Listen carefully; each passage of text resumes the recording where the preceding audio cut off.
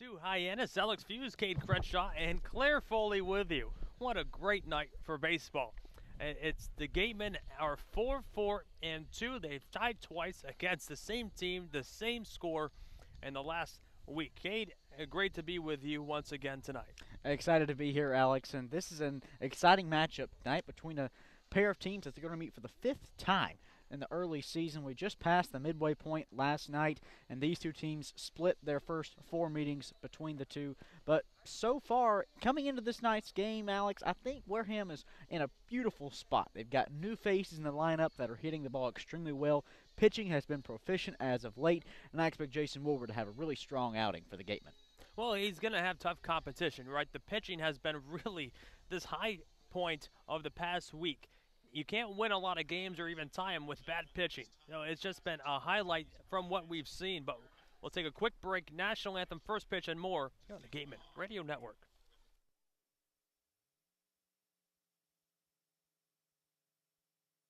We appreciate and thank the sponsors who support the Cape League and the 10 teams. Our corporate sponsors are the financial backbone of the league. It is with their support that we are able to preserve our long-standing tradition of providing the best family entertainment here on Cape Cod, free of charge. On behalf of the 9 other teams, the Wareham Gatemen, league officers, and the entire Cape League family, we would like to announce and thank our 2022 corporate sponsors.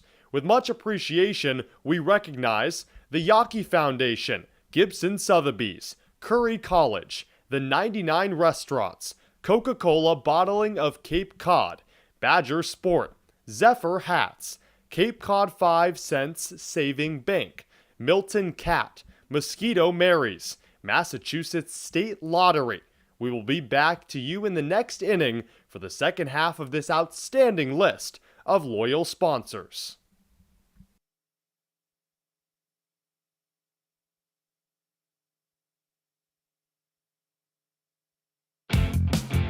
Mosquito bites and ticks. No, yikes! When the bugs get scary, just call Mosquito Marys. 866-ASK-MARY. Or visit us at mosquitomarys.com.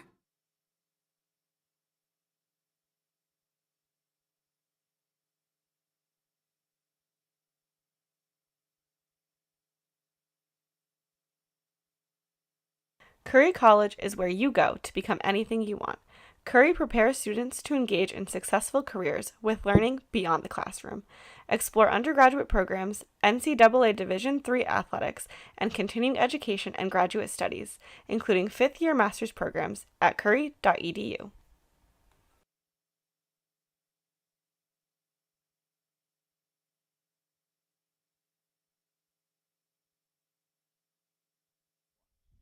Well, welcome back to the Gateman Broadcast Network. Alex Feuz, Cade Crenshaw, and our very own Claire Foley with you for a perfect Thursday night for baseball here live from Hyannis, Massachusetts.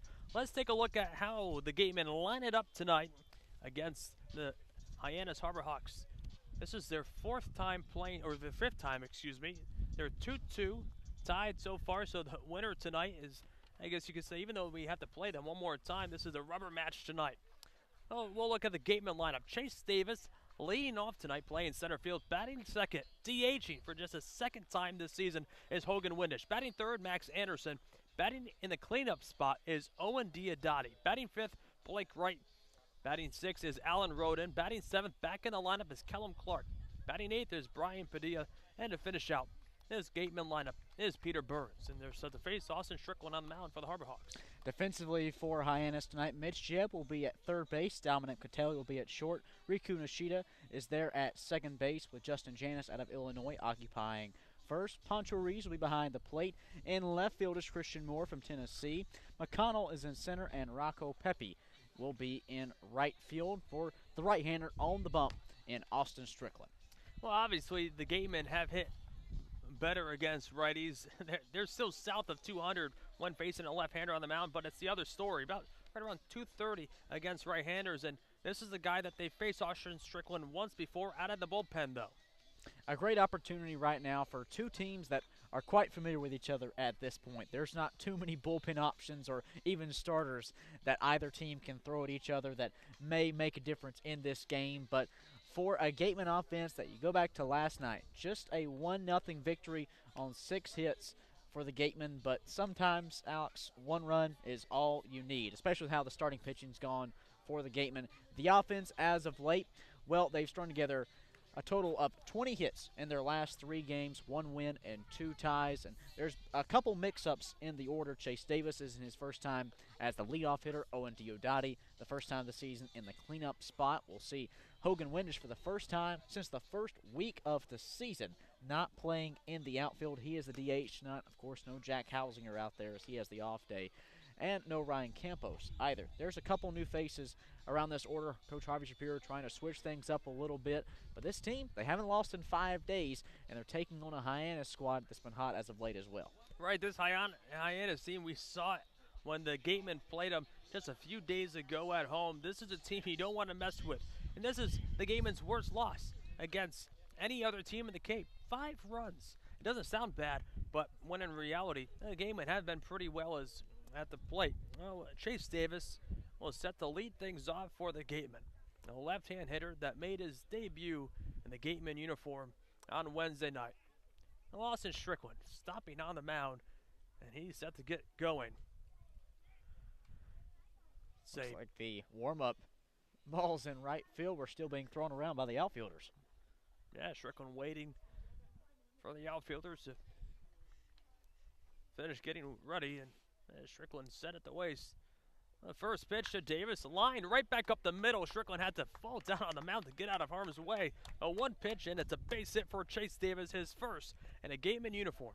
A fastball left on the outer half of the plate by Strickland, and Chase Davis, a big power hitter, 18 home runs this spring at Arizona. Just wrapped up a stint with Team USA down in Cary, North Carolina. He's a player who is not afraid to attack pitches that are in the zone, and the Gatemen are on the board early with their first hit of the night. Well, here's Hogan Windish. Davis on first, nobody out in the top of the first. This is a Gateman team that seems to really like coming to Hyannis and striking first. They've done so in both times coming here. Windish takes a first pitch called strike. Windish 0 for 4 on Wednesday. He's been really the only consistent hitter in this lineup every single day. He's the only player that has played every single night as well. 0-1, taken for a strike. Now Strickland head, 0-2. Max Anderson's not far behind him at 21 out of 23 games, but Hogan Windish, just a trailblazer. He's in the opening day lineup, and now we've seen him in left field and center field for the last couple of nights. He finally has a night off defensively as the DH. Strickland set at the waist, out of the stretch. The 0-2 pitch, fouled straight back behind home. Count holds 0-2. It's a sunny night here in Hyannis, and it seems like Strickland just really can't get his footing set on the mound. He's been stomping and digging at it ever since he's took it. And that's going to rattle a starting pitcher early, especially when he doesn't feel comfortable in the spot. The 0-2 pitch, grounded fouled on the third base side. Out of play. We'll do the 0-2 once again.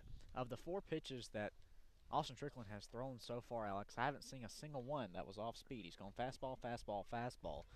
Chase Davis attacked on the first pitch, based it up the middle, and Hogan Windish, he took the first fastball in the outer half, but since he's been attacking the pitches as well. Well, then maybe, like he said, he just can't get his footing right. Obviously, the fastball is his most comfortable pitch. When you're feeling uncomfortable on the mound, you're going to go with what's comfortable. Strickland set at the waist. Davis on first, nobody out. Windish, weak contact, fouled that one away. Count holds once again, 0-2. That was the first changeup pitch we saw on the outside edge to Windish. A little elevated as well.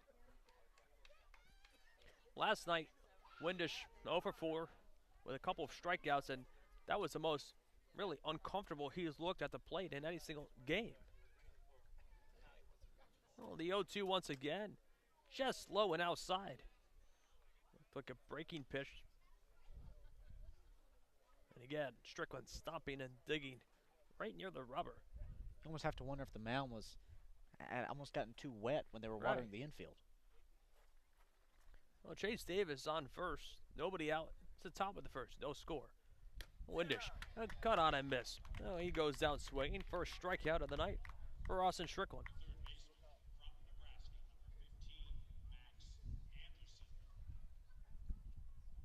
Oh, here's Max Anderson.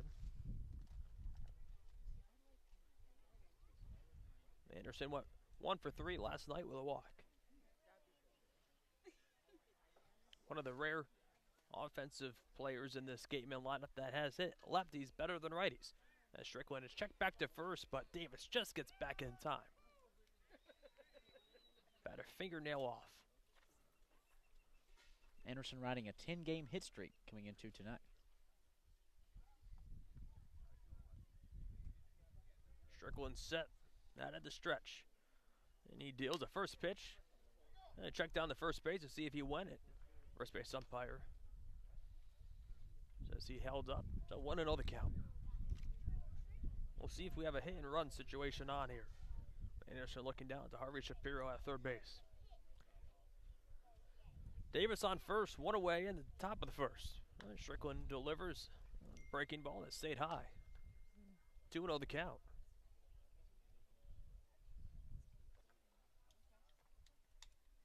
This is the first time I've seen a starter pitcher in the Cape really not feel like he's getting his footing right in the first. The 2-0 pitch, Anderson cut on him. A nasty breaking pitch that fooled him at the plate. 2-1 the count.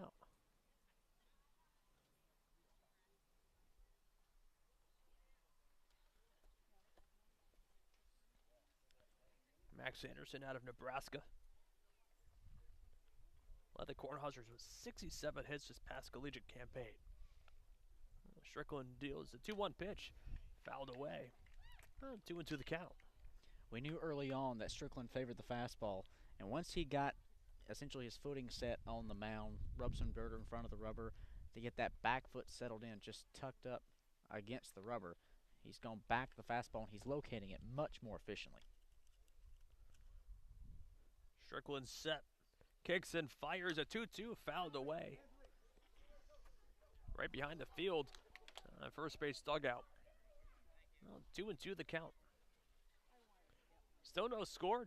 Chase Davis on first base. He led off the game with the first pitch he saw with a line drive right up the middle for a base hit. Strickland deals a 2-2 pitch, cut out and miss. A breaking pitch that fooled Anderson. And back-to-back Ks on the mound from Strickland. 2 away here in the first. Off speed away to a player, Max Anderson, who I think was just sitting dead red fastball. And here's Owen Diodati. Was an all-star for the Gatemen in 2021. Did not play in last night's game. He's 1 for 4 in his short stint so far with the Gatemen. Left-hand hitter looks at a fastball high. 1-0 the count. Just wrapped up his junior season at Alabama, but entered the transfer portal and he'll now play for Oregon. Davis on first, 2 outs at the top of the first. Strickland a check back to first. Davis gets back with plenty of time. 1-0 the count to the lefty Diodati at the plate.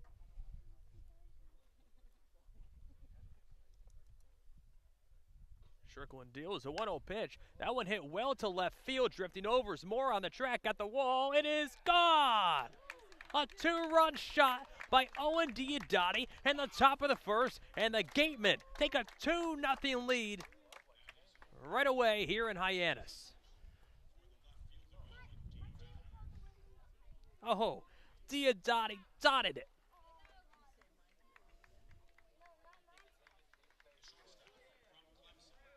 Drove a fastball opposite field, just snuck it in the corner near that foul pole, just above the 324 sign down the line.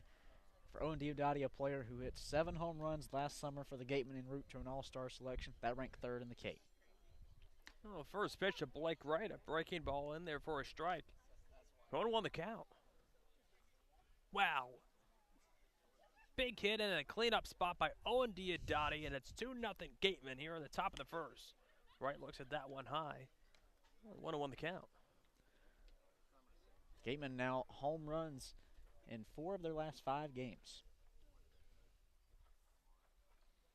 1-1 to Wright, looked at low in the dirt. Now 2-1 the count. That one just kept fair, and it was hooking, but stayed fair right down the left field foul pole. This was Fenway Park. It's like, gee, he's waving that one fair, and it was. The 2-1 pitch, cut on and miss, 2-2 the count. Diodai's just glad that's 324 down the line and sure, not a 340, because the way it was tailing away, that probably would have landed into foul territory had there been just about 10 more feet of fence to go. Oh, 2 balls, 2 strikes with nobody on and 2 away. It's a 2-0 Gateman lead. The pitch in there for called strike 3 to end the inning. But a 2-run shot by Owen Diodati gives the Gatemen a 2-0 lead going into the bottom of the first. Stay with us on the Gateman Radio Network.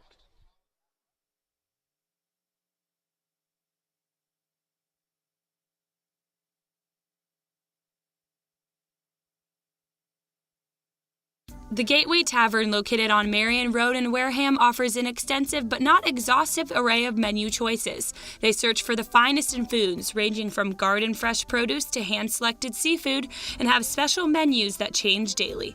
The Gateway Tavern is proud to be the official helmet of the Wareham Gatemen.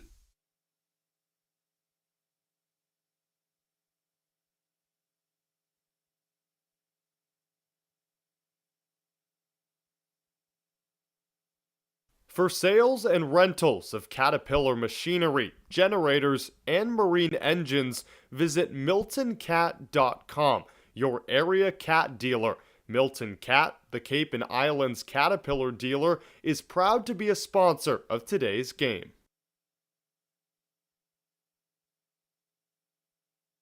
We want our money to work as hard for us when we retire as we did working to accumulate it. My name is Steve Anzoni, and I am president of Fairway Financial Insurance Agency. Money is just a tool to help you to do what you ultimately want to do, which is to travel, spend time with your kids, grandkids, and do other stuff. And I want to be the guy that's going to help you navigate the course of life to help you avoid those sand traps and get you onto the green and into the hole with greater financial confidence.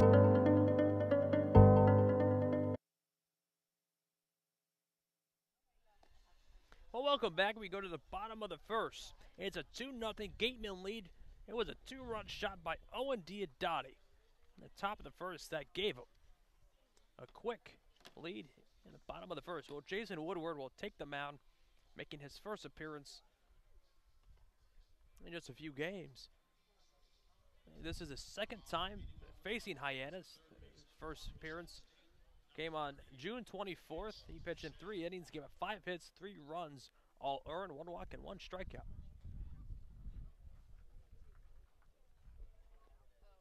First appearance since Katuitt, just a little over a week ago. Or exactly a week ago. Oh, first pitch to Mitch Jebb is taken high. Oh, 1-0 the count. Against Katuitt, went 4 innings, 7 hits, 4 runs, all earned. No walks, but 3 strikeouts. The 1-0 pitch stays high on 2-0 the count. You look back at that first outing of Woody's to start this season at Brewster, went 4 innings of no-hit baseball. Did walk 2, but struck out 3. Woodward, the 2-0. That one lined up the middle, base hit into center field by Mitch Jebb. And Hyannis looking now, Jebb rounding first and cruising into second. A heads-up play. Took Davis a little bit of time to field it and get the throw in, and the speed of Jebb beat the throw, and it'll be a double. Well, one thing that Chase Davis hadn't seen from this Hyannis squad that, well, I think I was looking back in my notes earlier, Alex, and they've tried to do it every single time the leadoff batter in a game has made contact. But they've got thrown out at second base each time trying to stretch a single into a double. That time, though, they capitalized and now have a man in scoring position for a former Big Ten batting champ. There's Justin Hyannis at the plate. A runner in scoring position, and he's a tying run. That one lined just foul on the third base side. Well, Woodward now ahead, 0-1 the count. We've saw it before this season when the Gatemen have traveled to Hyannis. They seem to always take the lead early. But then this Hyannis team, they're sneaky. I mean, this is a team that fights no matter what. Woodward set. The 0-1 pitch to Hyannis low. 1 ball, 1 strike now to the lefty at the plate.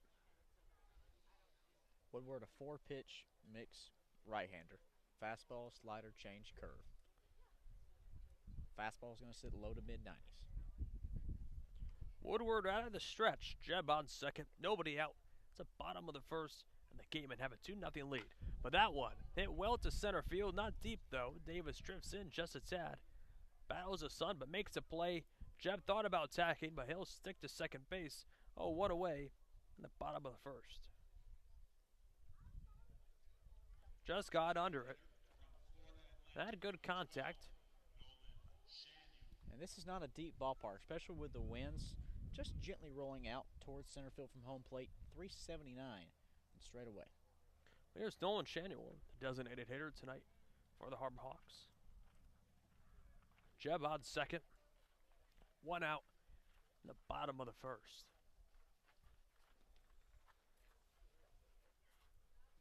Woodward set. First pitch. Breaking ball in there. All right, stays low, 1-0 the count.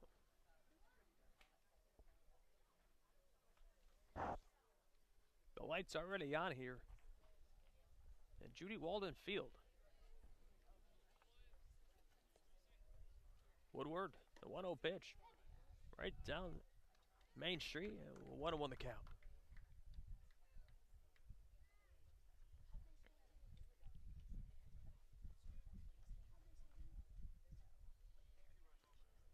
Woodward set right below the belt. Runner goes to Peter Burns. The throw down to third base is going to be not in time. The glove of Anderson just missed Jeb. He stole third base. How about that? Not too many people can say they took third base with Peter Burns behind the plate, but just sneaking around the tag was Jeb. Now fly ball will cut down the lead just by 1. This is a Hyannis team that will be aggressive on the base paths throughout tonight's game. Well, Woodward set at the waist. A 2-1 pitch. Low bounces into Burns. A good stop there from Petey behind the plate. 3-1 the count. Wow, I thought he got him. My line of vision was blocked by the home plate umpire. 3-1 pitch. Lined up the middle. Base hit. Now a split the gap. Scoring easily is Jeb. Rounding first and cruising into second. Davis will throw it in, but not in time. It's a ribby double for Nolan Shanuel. And now it's a 2-1 Gateman lead in the bottom of the first. The back and forth battle between these two clubs continuing on the 5th matchup so far this season between these two teams. Like we said, they've duked it out through 4 meetings so far. 2 wins apiece for each club, but it just seems like in each one of those ball games, Alex, whichever team took the lead early, the other came crawling back. Here's Cole McConnell with another runner in scoring position. He's a tying run. That one hit well. Deep left field. Back is Diodati. On the track at the wall. Makes a play. Right on the warning track. Just a few steps before the fence. Oh, now 2 away. Here's Christian Moore.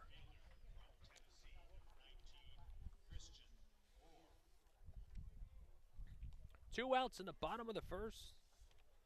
Brings up the left fielder, Christian Moore.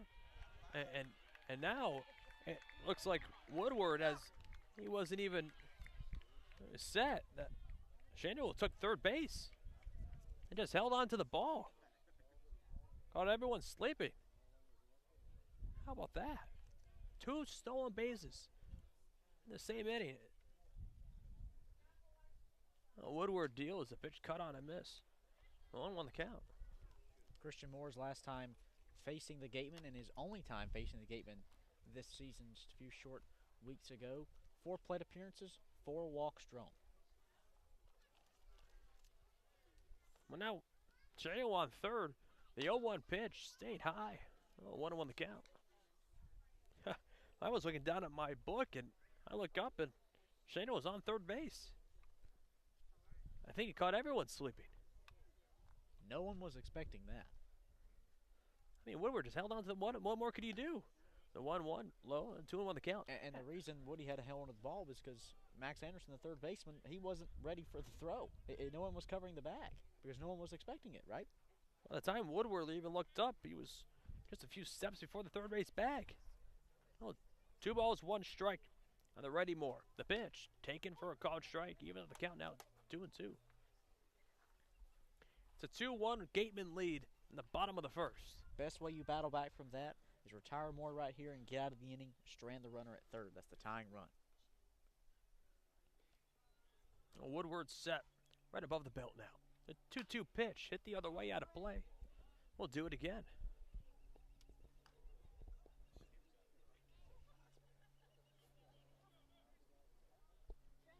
"16 pitches so far from Woodward in the first. 9 strikes, 8 balls.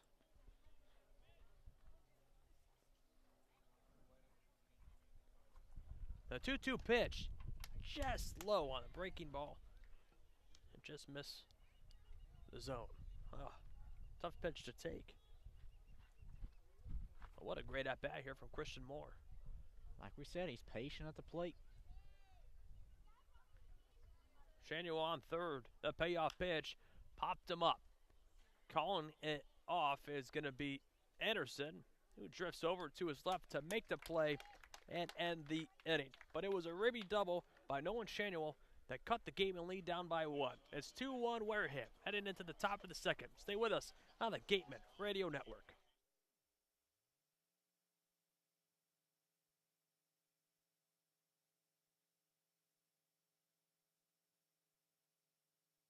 The 99 Restaurant and Pub is proud to be a sponsor of the Cape Cod Baseball League. Visit your local 99 and try their famous Colossal Lobster Rolls, piled high on a grilled brioche and served hot buttered or just the right amount of mayo and celery with fries and coleslaw. The 99, always the real deal.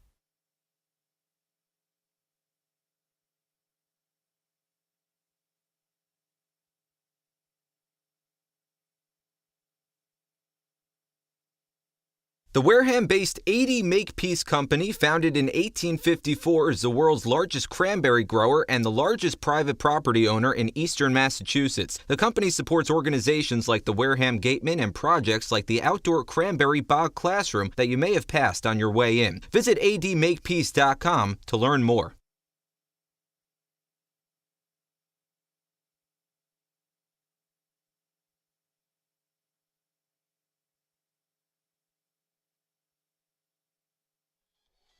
Well, welcome back. We go to the top of the second here from Hyannis, Massachusetts. It's Alex Feuz, Cade Crenshaw, and our very own Claire Foley with you. It's a perfect summer night here on the Cape. And it'll be Alan Roden, Kellum Clark, and Brian Padilla due up for the Gateman. They have a 2-1 lead. Alan Roden went 1 for 3 last night, hitting .233 against righties on the mound, and Strickland back on the bump for his second inning of work. Still digging. He still hasn't settled in on that mound. That's what I'm saying. I just think he got too much water pregame. Got 3 strikeouts though in the first, and a breaking ball outside. 1-0 the count. But he did give up the 2-run shot to Owen Diodati. And that just shows you Strickland, a player who can be really strong from the mound when he feels comfortable, but it just felt like he looked uncomfortable. 1-0 to Roden. A curveball dropped in for a called strike. So like we said, the 3 strikeouts of the 5 batters he faced, the other 2, a first pitch base hit from Chase Davis, and then a 2-run homer from Diodati.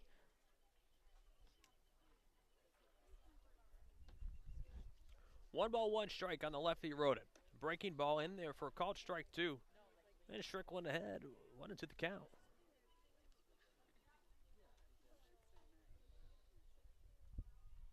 Strickland coming into this game, 9 innings and 9 strikeouts.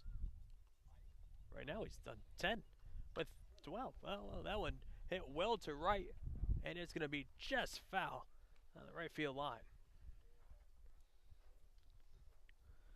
Roden kind of dropped down, golfed it into right field, looking to make contact in a 1-2 count, but just ripped a foul. Biggest difference between Diodati's homer to left and that screamer to right, 324 to the left field fence, 358 to the right field fence. That's a 30-foot difference. Obviously, righty at the plate, more favored with a full swing, and the 1-2 pitch looked like it got a piece of Roden. Well, he's on first after hit by a pitch.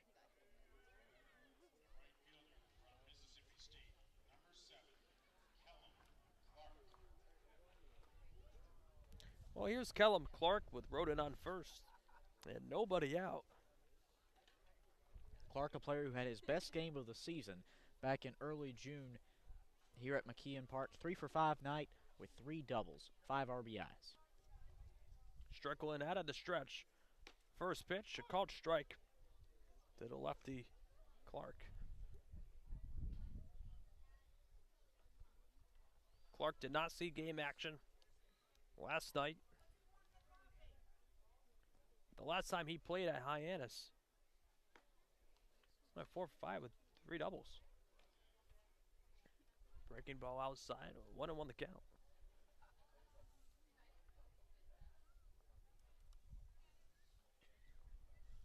Strickland giving Roden a look, not too much speed on first base. A 1-1 pitch, that one hit past the diving Nishidi into right field for a base hit. Roden going to third. Now runners on the corners with nobody out, and the top of the second for the Gatemen. Just something about this ballpark that Kellum Clark likes, and he put that one just in the right alleyway to get past a diving Janice from first and Nishida from second, dribble into right. Now on Roden, good speed, unsuspected speed on the base path. He got around to third quite quickly, and now a big spot for Brian Padilla to push the lead back to a pair of runs. Runners on the corners, still no outs at the top of the second. And Strickland deals the first pitch, stays high to Padilla, who's coming into tonight, hitting .261. Has a pairs of RBIs on this early part of the season. We're officially past the halfway mark, though, as that one dropped in for a called strike. Breaking ball, 1-1 the count.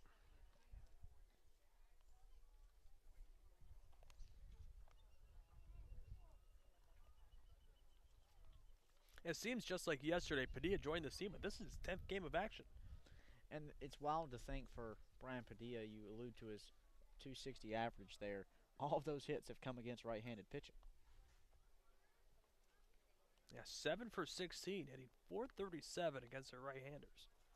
The 1-1 pitch, in there for a strike, got the bottom edge of the zone, right at the knees, 1-2 the count. And Padilla's a player that Coach Harvey Shapiro is going to trust a lot. They were together last year back in Bourne. 1 ball, 2 strikes on Padilla. Strickland deals. Breaking ball swung on, fouled straight back out of play. Do the 1-2 again.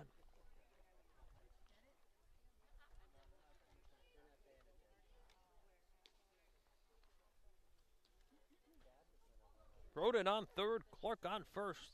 Nobody out in the top of the second for the Gatemen. They have a 2-1 lead. Strickland kicks and fires a 1-2 pitch in there for called strike 3. That's his 4th strikeout in an inning and thirds pitched. Like we alluded to, Alex, a couple of times here, Austin Strickland, when he's comfortable on the mound, his stuff is really sharp. He can locate the fastball well. It's breaking ball stuff. I like the fastball better, but he uses a good mix of it against hitters. And so far, every batter that he looks comfortable on the mound against, he struck out. No, Strickland, 4 strikeouts, 2 swinging, 2 looking so far. And here's Peter Burns, same situation, just 1 away, who grounds it past through right field for a base hit. Here comes Roden, he scores. And now it's a 3-1 Gateman lead in the top of the second. It was a chopper that just got through Nishida once again into right field, almost shades of Kellum Clark earlier this inning. Peter Burns, a player who's really come on strong as of late, hasn't he, Alex? A 6-game on-base streak now. Well, not only is he starting to hit, but his defense has just been wonderful all season long. I was about to say, that's been a mainstay for the entire career of Peter Burns at Boston College as well. Well, here's Chase Davis. Got the Gatemen started in the first with a leadoff base hit. First and second, 1 away. Davis looks at a breaking ball low. 1-0 count. Kellum Clark on second and Peter Burns on first. It's now a 3-1 Gateman lead in the just the top of the second inning. Left-hander warming up in the Hyannis pen. 1-0. Low. Now 2-0 the count to Davis. And Strickland knows now he has to be careful to this hitter. On the first pitch he saw from Strickland, he lined it right up the middle for a base knock. So on a 2-0 count, you got to be careful. Strickland at the waist. Gives Clark a look and delivers a 2-0 pitch in there for a strike. Davis leaned back. Think he would stay inside. Didn't. On 2-1 the count. Hogan Windish, the designated hitter for the Gatemen on deck. First and second, one away. On the top of the second inning for the Gatemen. Strickland set right above the ways, kicks, but steps back to give Clark a look, who retreats, but no throw. 2 balls, 1 strike here on Davis.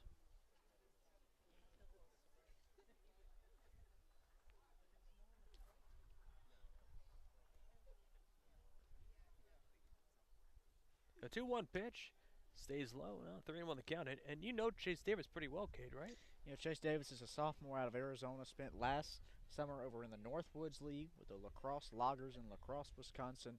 And just wrapped up a stint with Team USA down in Cary, North Carolina. He's a speedy center fielder who hits for great contact and great power. And we saw that. Just a base hit back in the first. The 3-1 pitch stays way inside. Right at the hands of Davis. Will work a walk. Now load the bases for Hogan Windish. But it appears to be Eric Beatty. Will come out to talk with Austin Strickland on the mound. It's the bases loaded for Hogan Windish, the most consistent hitter in this game and lineup. And Windish had went on a little bit of a tear there, and he still is. Home runs in 3 of his last 5 games, Alex. This is a Gateman team that love to have the bases loaded. They're hitting .275 on the season. Have just 1 grand slam, though, and that came from Ryan Campos, who has a night off. Boy, that's the first night off for Ryan Campos. I don't know how long. Well deserved. Without a doubt. Well, just a conversation with Strickland. He'll stay in the game to face Hogan Windish.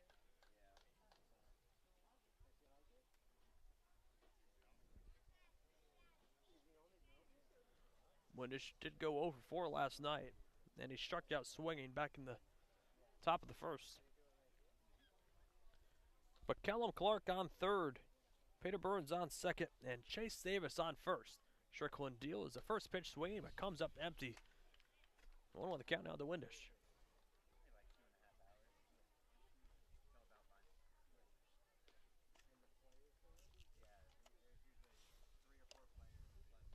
Strickland set facing forward to Windish. The 0-1 stays inside. 1-1 the count. Almost hit him. Brandon Neek, left-hander out of Virginia, starting to warm up in the Hyannis bullpen. 3 and 2 innings so far this summer. It's a 3-1 Gateman lead in the top of the second. Austin Strickland kicks and delivers a pitch cut on a miss fastball right by a swinging Windish. 1-2 the count. Max Anderson on deck for the Gatemen. Still just 1 out with the bases loaded for Wareham in the top of the second inning. The Gatemen already out hitting Hyannis 4-2. Strickland deals a pitch that stays high. Now 2-2 the count. A much more proficient start, of course, on the scoreboard tonight for the Gatemen with 3 runs through the first inning and a third. But you also look at how the lineup's been turned over. Last night, Windish didn't get his second AB in the 2 spot until the 4th inning. The 2-2 pitch bounces in and gets past Ruiz behind the plate. Here comes Clark, and he scores. Moving to third is Peter Burns, and the second is Chase Davis. So now, on a wild pitch, it's a 4-1 Gateman lead in the top of the second.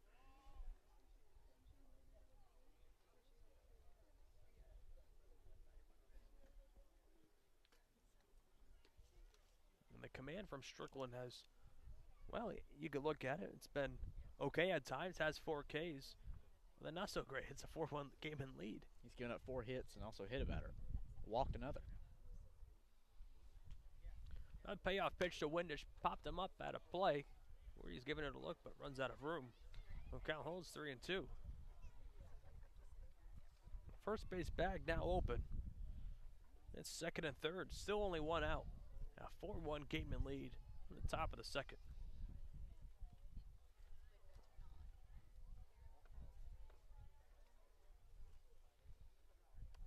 Strickland set.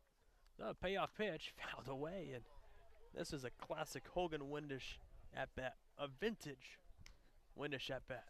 A veteran player who's gonna go into battle against pitchers. He's gonna try to hit your best stuff. He'll catch a piece of nearly everything in the zone, and that's what Strickland's just doing here. He's trying to work a fastball past him. He's worked different locations, inside half, outside half of the plate. Be interested to see what his next out pitch is gonna be. Strickland set, kicks and delivers a 3-2 pitch. Chopped just foul right near the Gateman dugout. Blake Gray had to duck. That ball ricocheted down the check swing. Just one of the many reasons why they don't put phones in the dugout. Always keep your eyes peeled. That's right. So again, the 3-2 pitch incoming. Second and third, 1 away. The top of the second. 3-2 pitch. Outside. Oh, Windish works a walk. Now we'll reload the bases for Max Anderson. And now here comes Eric Beatty once again. And that will do it for Austin Strickland. We'll take a quick break on the Gateman Radio Network. Bases loaded. Still only 1 out for the Gateman. Stay with us right here on the Wareham Gateman Broadcast Network.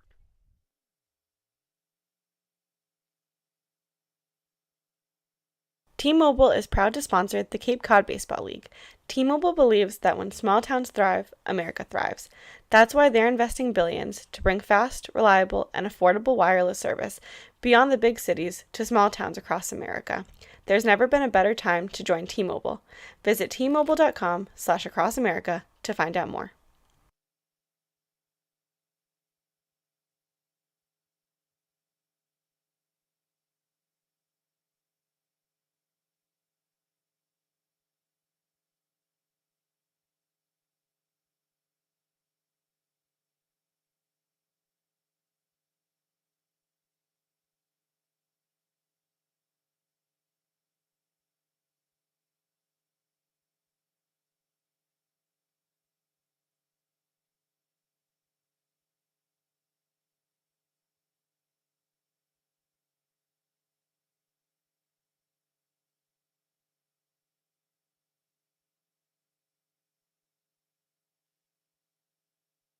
If you or a family member have been hurt at work, don't wait for the insurance company to discontinue your benefits or deny you medical treatment. Get an experienced workers' compensation attorney now before it's too late. The lawyers at Reedy, Kiernan, and McNally, LLP, have been practicing workers' compensation law for many years and are experts in the field of workers' compensation law.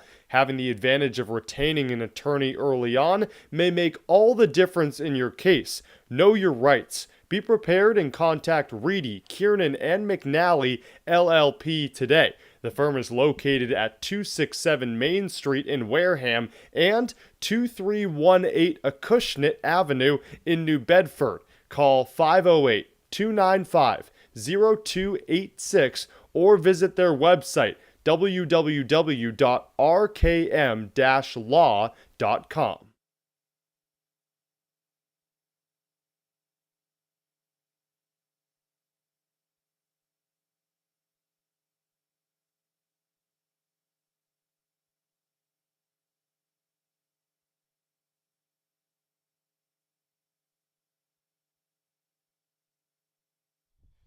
Well, welcome back to the Gateman Radio Network. Alex Feuz, Cade, Crenshaw, and Claire Foley with you. The Gateman in business in the top of the second. They already lead it 4-1 and have the bases loaded with just 1 away. A call to the bullpen brings in the left-hander Brandon Neek, making his 4th appearance on the season.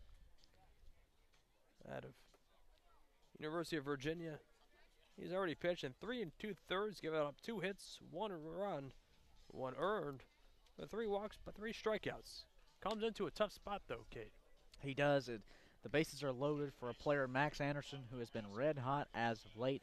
Alex, I was tallying up the numbers, and during this 10-game hit streak for Max Anderson, average sitting above 300. Well, bases loaded, 1 away. We're in the top of the second.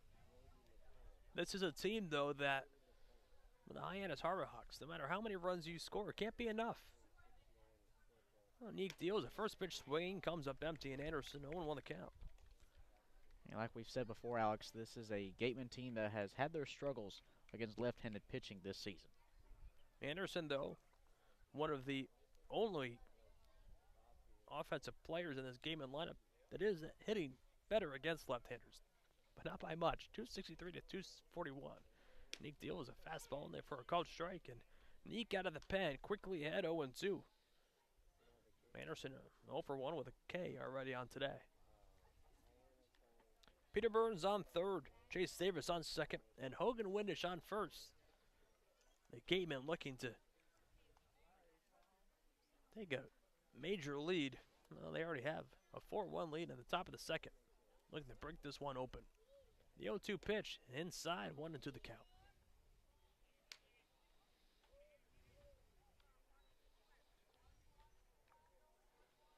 Like you said earlier, Cade, this is a Gateman team that hasn't lost a game in 5 days. It's not a win streak, but it's a stretch that was desperately needed to really give back this team their mojo. 1-2 to Anderson, stays inside. 2-2 the count. Alex, I want to get your opinion on this. From what I saw from Strickland through his start today, the fastball was probably sitting low to mid 90s. Right now for Neek, we're looking at upper 9s. Yeah. Pitches are coming in a lot quicker on hitters. That's what you're looking for. The old-fashioned. That one gets past Ruiz for the second time this inning. Here comes Burns, and he scores. 5-1 Gateman on the second wild pitch of the inning. Well, Davis now on third, Windish on second. 5-1 Wareham in the second. This one could get ugly quick. Still only 1 out, and Anderson in a 3-2 count. Neek out of the pen, got ahead 0-2, but now falling behind to a full count. Neek set right at the shoulders. The 3-2 pitch stays low, bouncing in the dirt to Anderson, so he works a walk, and that's a 3rd walk in a row by Hawk pitching. Now reload the bases for the 3rd time this inning. For tonight's home run hitter. Owen Diodati went the other way with it. It went just fair on the left field side. Lefty-lefty matchup. First pitch, a called strike to Diodati. 1-1 the count.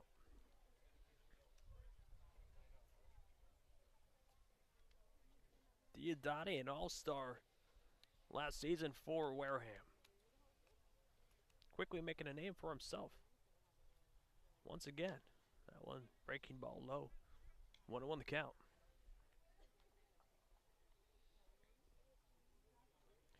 No open base on the base pass for the Gatemen.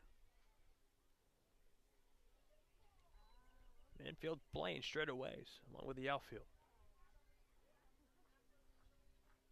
Neek deals breaking ball outside. And 2 on the count.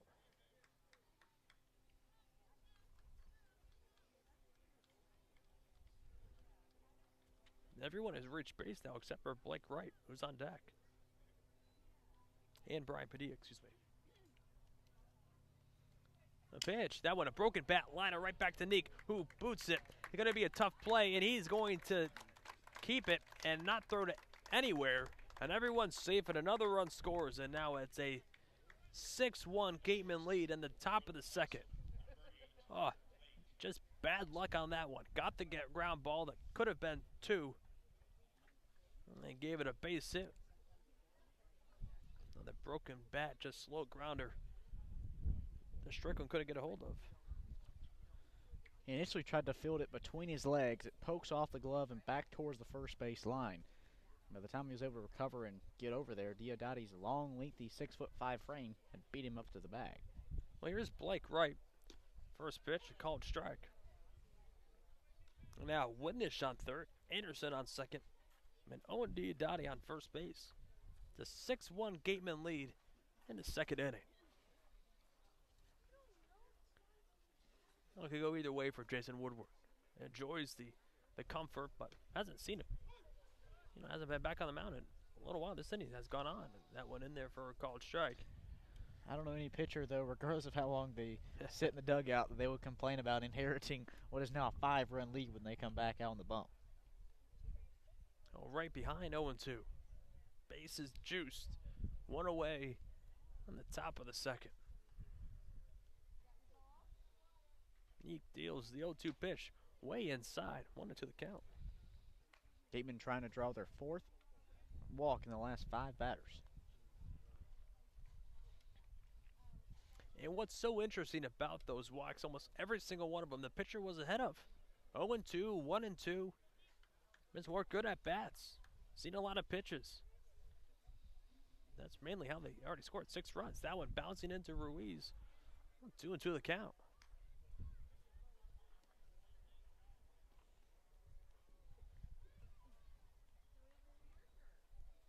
Owen Diodati, 2 ABs today in the cleanup spot. He's drove in 3 runs. A 2-run shot in the first and a single here in the second. The 2-2 pitch hit the other way, well hit, but Pepe back on the track to make the play. Tagging and scoring is going to be Windish. Advancing to third is Anderson. That was sack fly and an RBI for Blake Wright. Another productive at bat out of this Gateman lineup.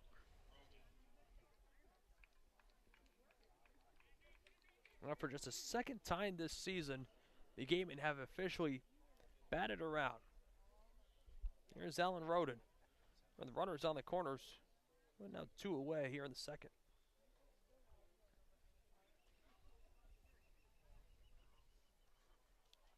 Roden swings and misses on the first pitch he saw. High fastball. 1-1 the count.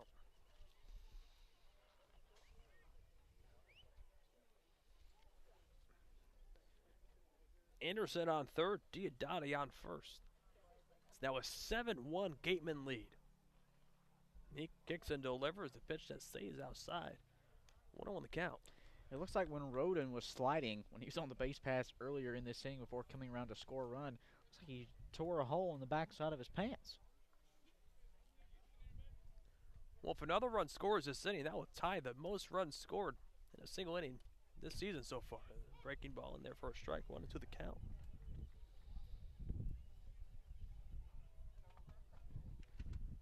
That came against Harwich on June 26th.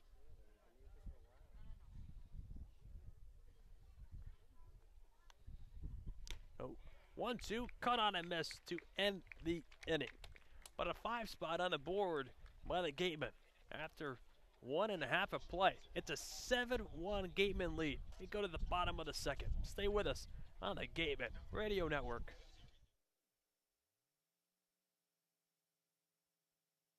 Soft as a Grape has 10 retail locations on Cape Cod. So even when you're cheering on your Gatemen at any away games, stop into a Soft as a Grape store for the best Cape Cod products. No trip to the Cape is complete without a trip to Soft as a Grape.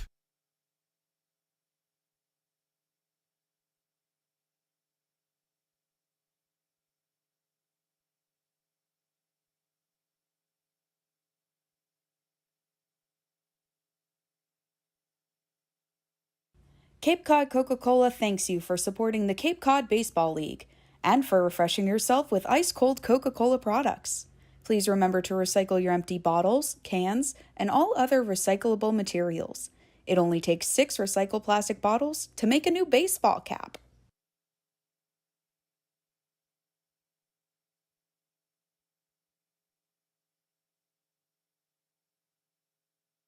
T-Mobile is proud to sponsor the Cape Cod Baseball League.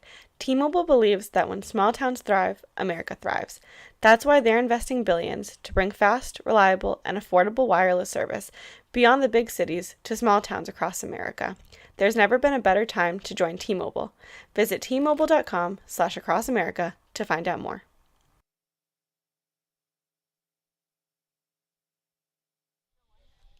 Well, we go to the bottom of the second. It's a 7-1 Gateman lead. This team has been hovering, and you can kind of tell they've been really wanting to get off to a great start to a game that really hasn't come yet, really until tonight. You're right, Alex, and it just seemed like time and time again. I think back to the first of the two ties this weekend with Bourne, where the Gatemen had countless players in scoring position, but just couldn't come up with a big hit. Well, tonight they've came through multiple times with a big hit, driving in 7 runs. Well, Dominic Patelli will look at a first pitch strike by Jason Woodward back on the mound for his second inning of work. Well, quickly ahead, 0-1. 0-1 hit well to left. That will drop in and go all the way to the wall right near the Hyannis bullpen. Rounding first and cruising into second, standing up for a leadoff double. And I mean, Cade, we've seen it time and time again, not only with just any team, but this team in particular. The Gatemen have had a decent lead early on in this game, but this Hyannis team, they don't really care about that scoreboard. They're still going to put together good at-bats. They're not afraid to trail in a game, and that's a great attribute for a team to have, to not be afraid of adversity. And you have to give credit to Eric Beatty and his staff, because they've turned this thing around for Hyannis, a team that missed the playoffs last year. They're back in the mix. Second place team coming into tonight.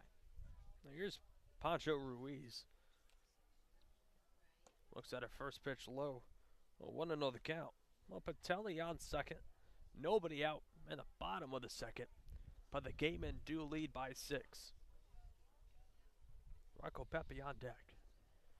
Woodward set right below the belt. A decent lead by Patelli. That one stays high. Now 2-0 the count. This Harbor Hawks team has already stolen third base twice back in the first. Ruiz, a 184 hitter so far this season in the Cape. His 13th game of the summer. Woodward set. A 2-0 pitch, cut on and miss. Nasty breaking ball that stayed high. 2-1 the count.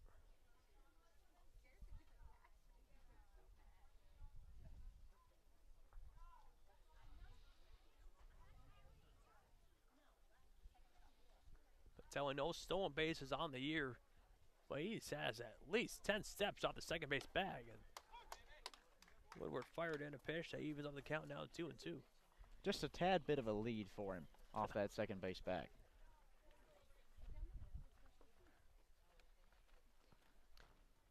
And I think this Hyannis team has timed Woodward perfectly. I mean, Woodward's not even paying any attention to the runner on second base.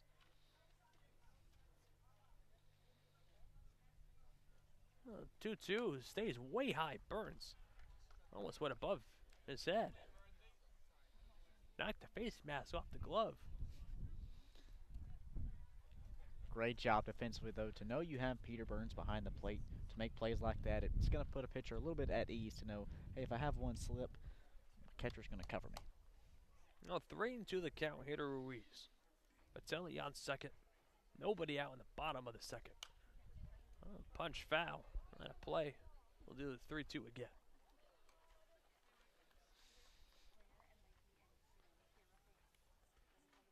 The 7-1 Gateman lead in the bottom of the second.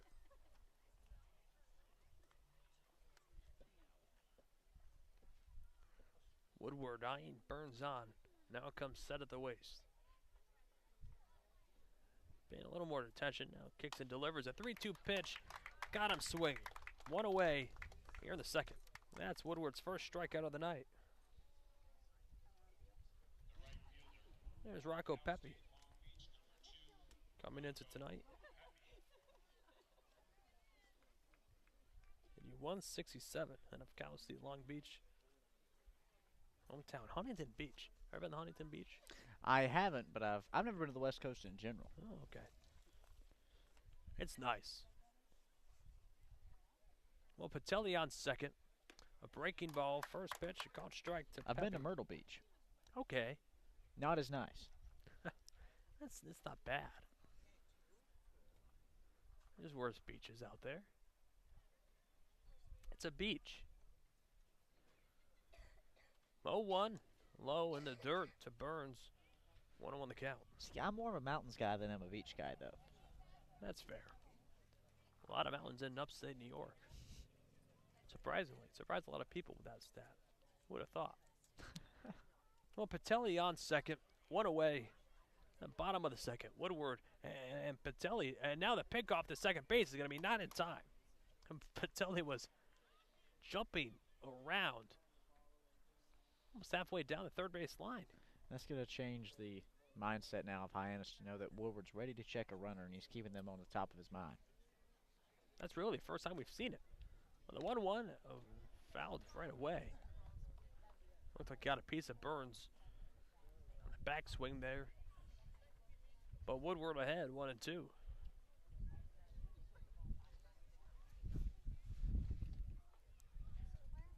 Patelli on second, 1 out. The bottom of the second. That's a 7-1 Gateman lead.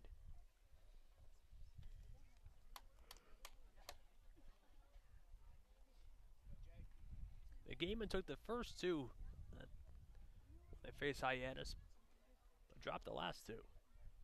A rubber match so far in this season. Runner goes, a 1-2 pitch, grounded, just foul, so Patelli will have to go back to second. And once again, Cade will do the 1-2. I don't think I've ever seen a team try to steal third base 3 times in the first inning and a third of them being on the field. Well, that's what happens when you have a slow delivery from what we've seen from Woodward in a pitcher that rarely looks back to second base. Why not? You're down 6 runs in the second. You got to do something to create some kind of chaos. Breaking ball stays in for called strike 3. Back-to-back K's on the mound. And that's Woodward's second strikeout of the night. Here's Riku Nishida. A slap hitter from what we've seen. An unconventional baseball player. Only stands 5'6" in the box. And look at this. Nishida was wiping off home plate himself. I've never seen a hitter walk up and put his hand down in the dirt to clean off home plate. But boy, is he hugging the inside of that batter's box, though. Woodward set with 2 away in the bottom of the second. Well, first pitch stays high. 1-0 the count. Nishida, a player who will just occasionally will even take different stances at the plate within the same at bat. He likes to squat a little bit, bend the knees up and down. He can throw a pitcher off. 1-0. Stays in for a called strike. He evens on the count now, 1-1. And not only, I mean, you go from facing Pepe, who stands at 5'11", to Nishida, who stands at 5'6". That's a big difference in where you're going to pitch.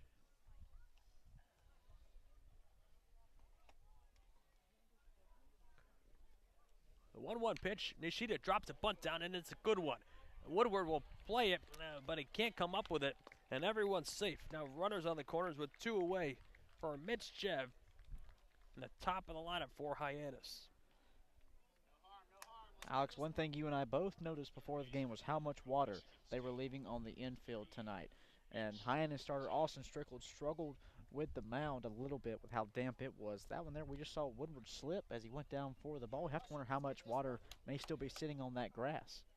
Also could have slowed down that bunt some. Well, Mitch Jeb doubled and scored in the bottom of the first. Comes up in a situation where runners on the corners with 2 away. And now a 7-1 Gateman lead. Runner goes.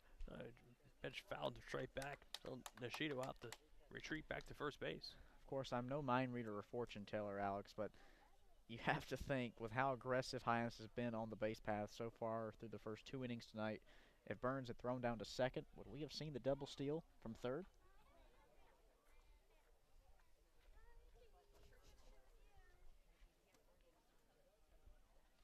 Woodward taking his time. Now comes set. First and third. 2 away. In the bottom of the second. Pitch to Jeb stays high and check back to third base. Who Anderson had to lean all the way over to get the throw from Burns to make sure it didn't go into left field. Still 1-1 the count. A rare miss for Peter Burns on that throw. But even if it was spot on, I don't think it would have got him. I don't think it gets him either way, but good stop from Anderson, or else that one's in left field, and it's a 7-2 game. Now a check to first base, and Nishida will have to dive back and gets back in time.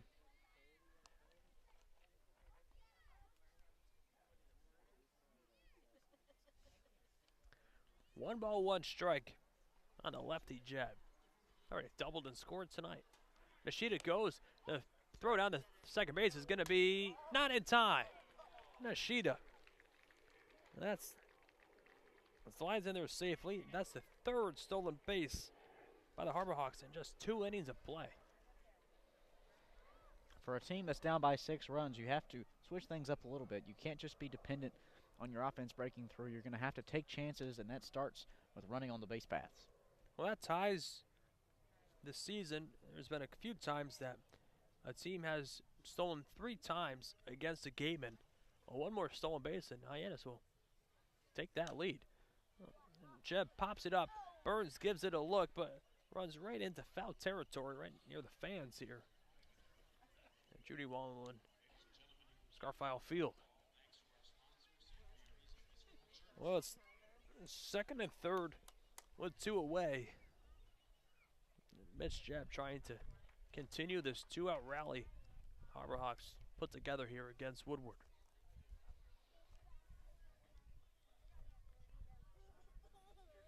One pitch is all Woodward needs. Woodward set. A 1-2 pitch. Breaking ball low. 2-2 the count. Justin Hyannis on deck. He flew out to center back in the first. In just the bottom of the second, we're already an hour into tonight's game. Don't talk about it. Good thing we got lights. Woodward set at the waist. 2-2. That one hit the other way and fouled away. Go back last night in the Gateman's 1-0 win over Orleans. A total game time of 2 hours and 45 minutes. Needless to say, odds are we passed by that point here tonight. Though the longest game of the season did take place here. 3 hours, 23 minutes on one of the coldest nights of the year. This one might give that one a run tonight. Second and third, 2 away. In the bottom of the second. Woodward set. A 2-2 pitch bounces into Burns. Now 3-2 the count. A great block by Burns to not allow the ball to get past him. That would definitely have scored Patelli from third base.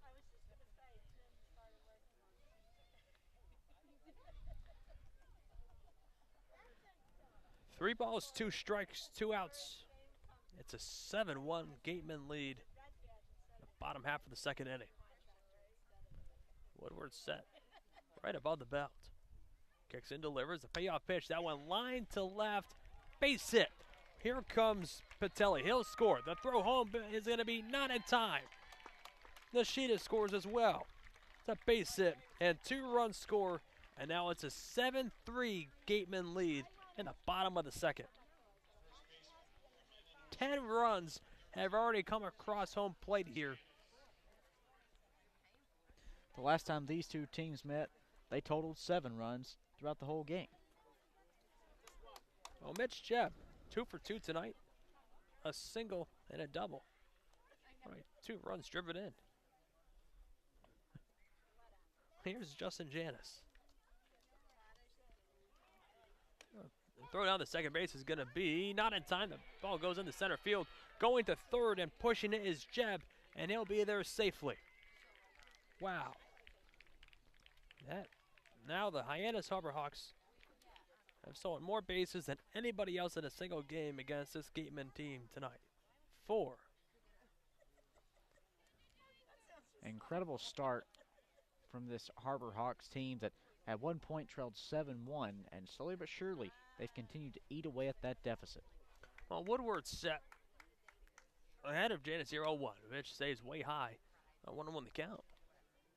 I mean, Cade, you have 7 runs, and just in the second inning, you're thinking to yourself, we got to score more. 7's not going to be enough tonight. The 1-1 pitch, cut on and miss. Nasty breaking pitch there from Woodward. You know, a phrase you threw out there in the top half of this inning when the Gatemen were continuing to add runs on the scoreboard was just that. Will 7 runs be enough against this Harbor Hawk team? The feeling is that it just might not be. 1-2, that one line to left, and it's going to stay fair. Here comes Jeb, and he'll score. Rounding first and cruising into second. Thought about third, but he'll stick with a ribby double. And a 2-out rally. And the second continues, and now it's 7-4 Gatemen. A 6-run Gatemen lead heading into the bottom of the second, but the Harbor Hawks have cut that now down to 3. Harbor Hawks now out hitting Wareham 6-5 tonight. And here comes Eddie Marco. Oh, we talked where, I mean, the top of the second inning did drag on a long while, and it did leave Woodward a lot of time, you know, in the dugout. But honestly, we have not seen Woodward's best stuff tonight. We haven't, and I think a lot of the hits so far, Alex, from Hyannis in this second inning, they've just been little in-betweeners. They've been liners that just fall into no man's land. They haven't been big hits overall. So I think for the key right now for a player like Jason Woodward is just to finish this off. You have 2 outs on the board. You don't want to allow any more runs to score because since then, 3 runs have come across with 2 outs for the Harbor Hawks. No, Hyannis on second. 2 outs in the bottom of the second. That brings up Nolan Shanuel. He doubled back in the first. 7-4 Gatemen. Last hit by Hyannis, the 4th double tonight for Hyannis.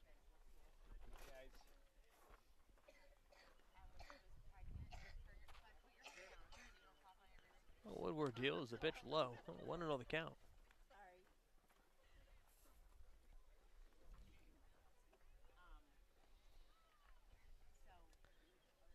Hyannis on second.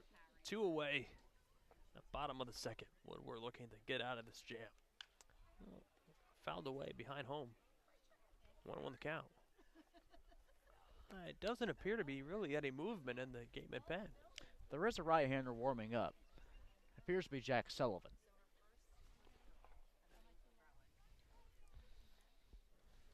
Woodward looking to take it upon himself, though, to get out of this inning. 3 runs have scored for the Harbor Hawks. And Woodward deals the pitch foul straight away. Woodward ahead now, 1-2 the count. And we haven't put a timer on any inning so far this season, Alex, but I would begin to wager a 5-run top half and so far a 3-run bottom half has definitely put this one in contention for the longest frame of the season. Well, Woodward's set. The 1-2 pitch, that one line through for a base hit. Here comes Hyannis. They're waving him home, and the throw is going to be not in time. It's a base hit and an RBI for Shanuel. And now it's a 7-5 Gatemen lead in the bottom of the second.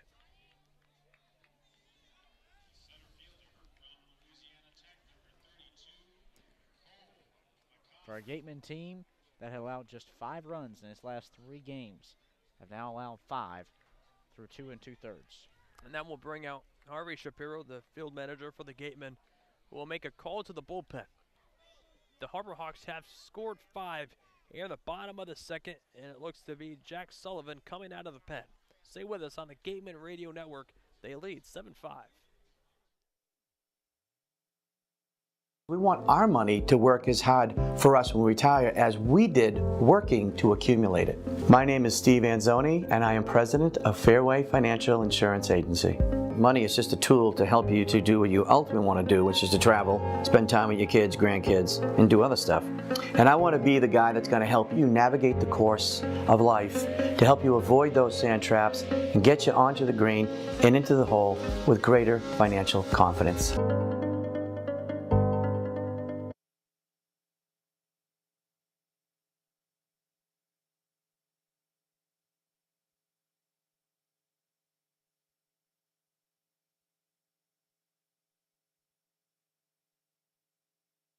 Gibson Sotheby's International Realty is proud to sponsor the Cape Cod Baseball League, offering residential sales and vacation rentals across the Cape.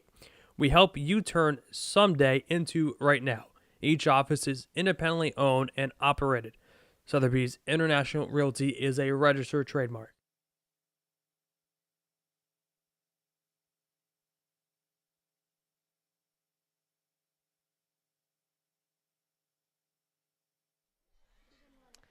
Well, it's been an interesting game so far. Jack Sullivan comes out of the pen. Nolan Shanu on first base for the Harbor Hawks. Sullivan making his fifth appearance on the season, has a 5.40 ERA. He's pitching 3 1/3, giving up 3 hits, 2 runs, both earned, 2 walks, but 4 strikeouts. Well, it's a 7-5 Gateman lead.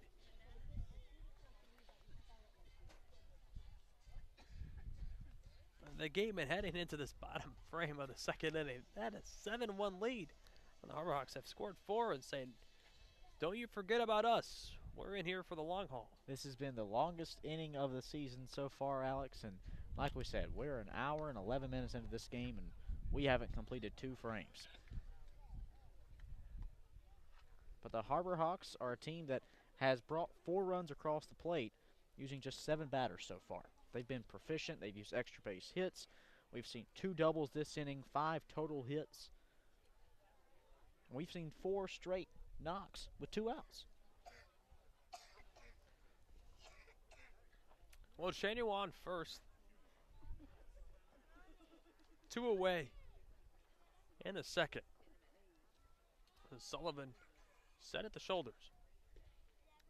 Well, pitch in there for a strike to Cole McConnell. McConnell flew out to center field in the first. Just think, almost everyone has at least 2 plate appearances through just 2 innings of play. Wow. If you like offense, you found the game. 0-1, low, 1-1 the count. And after the night, I think you touched on it earlier, but last night, 8 pitchers were used and only 1 run scored. We've now seen 4 pitchers in just 2 innings of play, and 13 runs have come across the plate.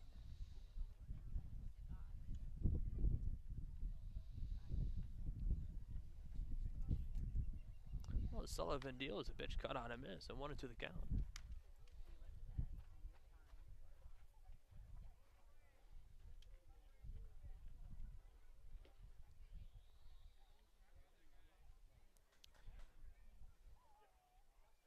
Shanu on first. But Sullivan ahead of McConnell here, 1-2. Looking to end this 2-out rally that the Harbor Hawks have put together. Runner goes, the 1-2 pitch stays high. The throw down to second base is going to be in time to end the inning. But the Harbor Hawks are back in it. They plate 4 here in the second. It's 7-5 Gateman. We go to the top of the third. Stay with us on the Gateman Radio Network.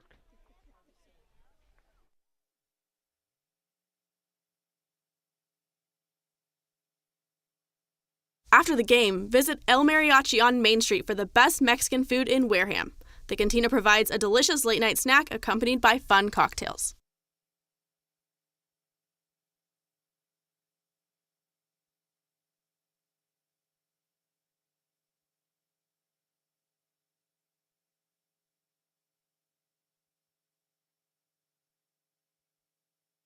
One of the Gatemen's favorite places for their post-game meals is Cool Cone, where you can get anything from fried clams and fried chicken to an ice cream sundae, and then top it all off with a round of mini-golf. Cool Cone, located on Route 6 on the Wareham-Marion line.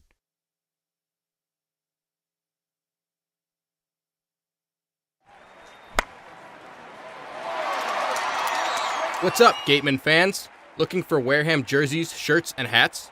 You can find all of that and more online at gateman.org/shop. Visit to get all your Gateman gear today.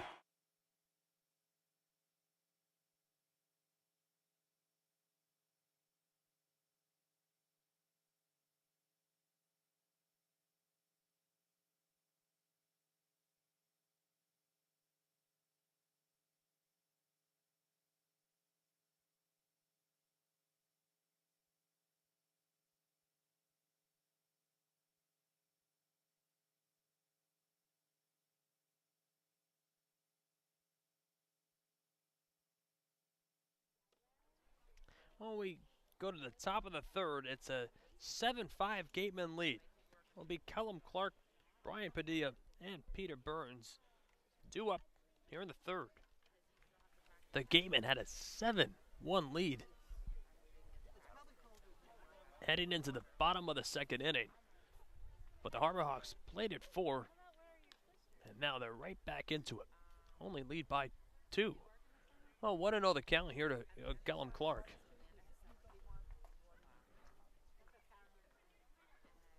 Nick deals a pitch just low, 2-0 the count.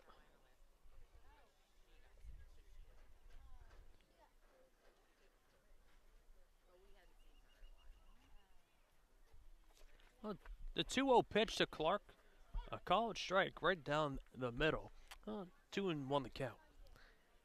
Callum Clark singled and scored back in the second inning, which seems like forever ago. The sun has now begun to set. We're an hour and 16 minutes into this game in just the third inning. Oh, breaking ball low, now 3-1 the count. Monique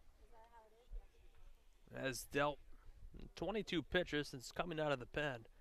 11 strikes and 11 balls. A 3-1 pitch to Clark, a chopper on the right side. Nishida will play it on 2 hops, who throws it first base in time. 1 away here in the top of the third. Well, here's Brian Padilla, who struck out looking in the second inning.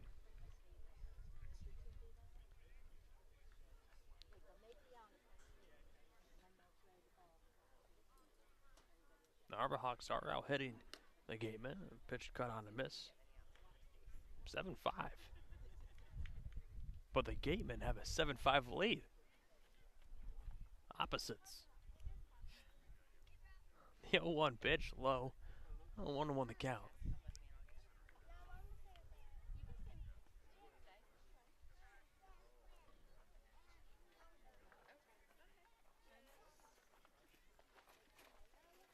The 1-1 fouled straight back right near us.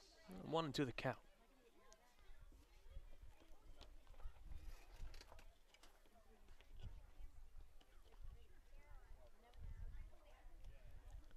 One ball, 2 strikes on Padilla. Clark rounded out to second base so far this inning, but the fastball stays high. 3-2 the count.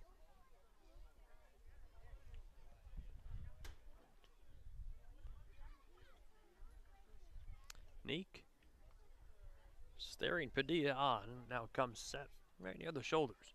A 2-2 pitch inside, and now it'll be the 3-2 count. Nobody on, 1 away. The top of the third. The Gatemen, a 7-5 lead. Neek delivers a payoff pitch that stays high. And now every Gateman, through just 2 1/3 played, has reached base tonight.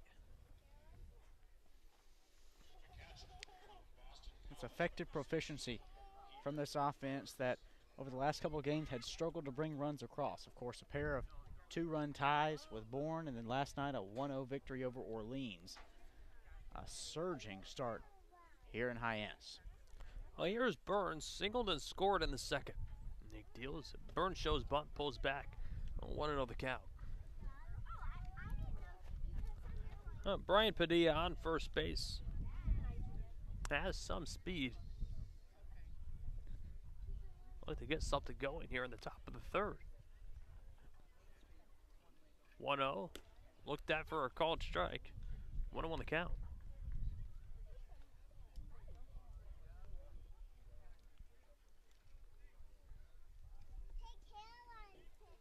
Chase Davis on deck. Singled and walked so far tonight. Neek deals a 1-1, stays high to Burns, right near the shoulders. 2-1 the count. Burns a good piece of hitting back in the second inning. Just laced just a single, but it did bring in a run into right field. One of those in-betweeners between the first and second baseman. 2-1, just high. 3-1 the count. You have to wonder, how does the long inning affect Neek on the bump? Well, not only that, how does it affect the defense? They've been forced to wait around and just watch. The 3-1 stays inside, pushing Burns up the plate, and now back-to-back walks from Neek here in the third. That's the fifth walk that the Gatemen have worked. That's 3 innings.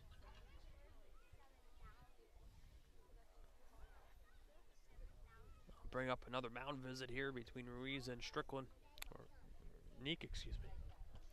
Well, as we said before, this is a Hyannis team that likes to eat away at deficits and is a team that isn't afraid to face adversity and trail in a game. Well, so far, this is a Gateman team that isn't afraid to battle back as well and build back on to a lead. We saw them take a 2-run lead in the bottom half of the first. It was trimmed down to a single run. And then the top of the second, the Gatemen go up 7-1 before Hyannis responds to make this the current 7-5 game we're in. But suddenly the Gatemen, with one of their best power hitters leading off tonight, Chase Davis, coming up the plate. He's got 2 runners on, just 1 away. Well, some movement in the Harbor Hawks pen. That's Isaiah Rhodes, a right-hander out of southern Mississippi. I haven't seen him yet this season. No, we have not. Well, Padilla on second, Burns on first, 1 out in the top of the third. It's a 7-5 Gateman lead, and Chase Davis already 1 for 1 with a walk and 2 runs scored tonight. On first pitch to Neek, breaking ball low. 1-0 the count. The last 2 batters that Neek has faced have walked this inning and fell already behind 1-0 here to Davis. Everyone has had some form of a productive at-bat in this ball game already. The 1-0 pitch to Davis, fastball in there for a called strike on the inner part of the plate. 1-1 now to the lefty.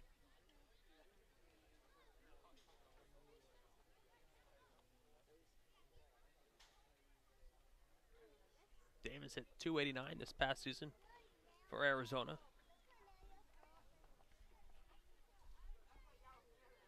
And Neek gives a second look now, deals a time called. I don't know who called it. That's just the umpire? Maybe the hitter. Chase Davis called time. No one saw it. Neek delivered the pitch, though. It was low, so it worked out in his favor. And sometimes for pitchers, it's just easier to go ahead and deliver the pitch versus trying to stop yourself mid-windup.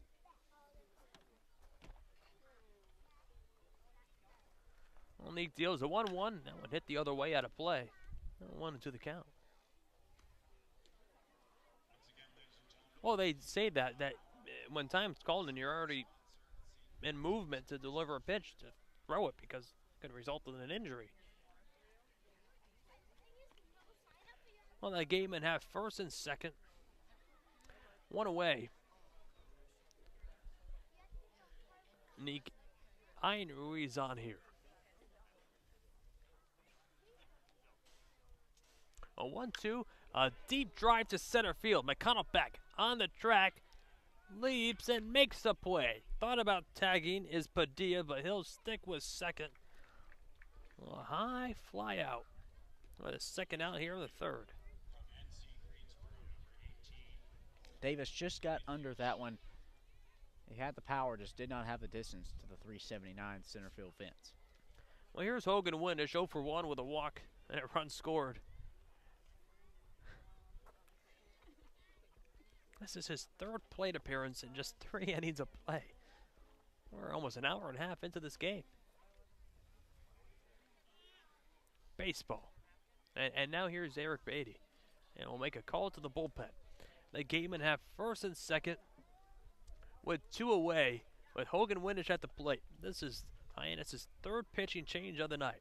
We'll have more information on the new Harbor Hawks pitcher on the Gateman Radio Network. Stay with us.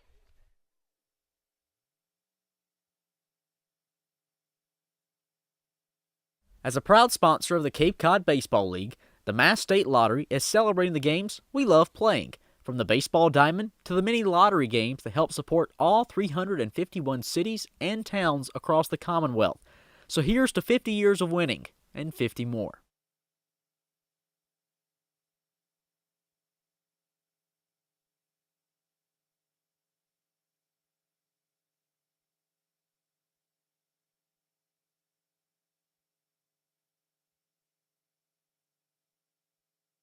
Cape Cod Coca-Cola thanks you for supporting the Cape Cod Baseball League. Cape Cod Coca-Cola has been proudly refreshing the community for over 30 years, and we're honored to support the CCBL and many other wonderful organizations on the Cape.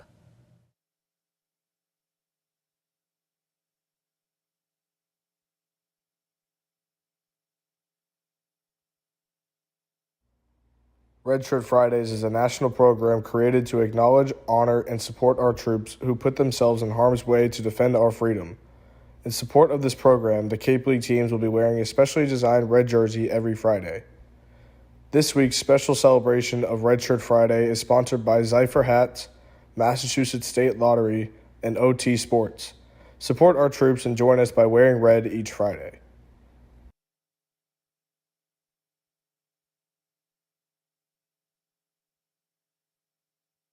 Milton Cat is proud to support the Cape Cod Baseball League, from paving and landscaping to recreational boating and facility management. Milton Cat has the right equipment, parts, service, and technology to keep you working. Visit miltoncat.com to learn more.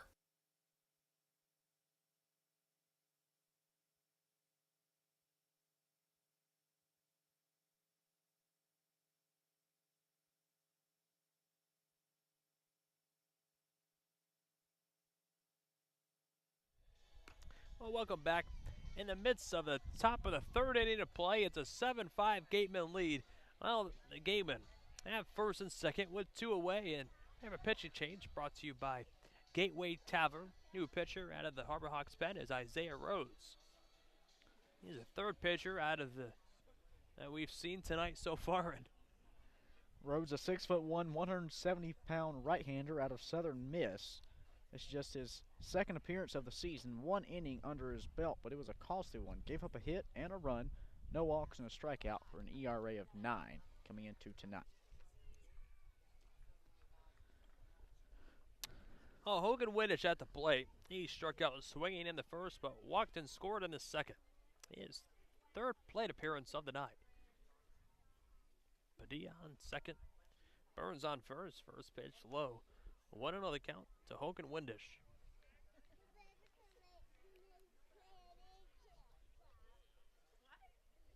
At this pace, we're going to run out of pitchers.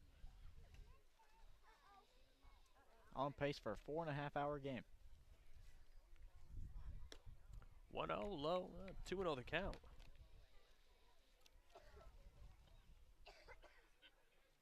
Longest this season, 3 hours, 23 minutes. It was here. Something about this place that screams a long night. First and second, 2 outs. Rhodes set at the ways. He kicks and delivers a 2-0. Breaking ball in there for a called strike. 2-1 the count. Rhodes, a righty out of Southern Miss. This is second inning of work this inning right here.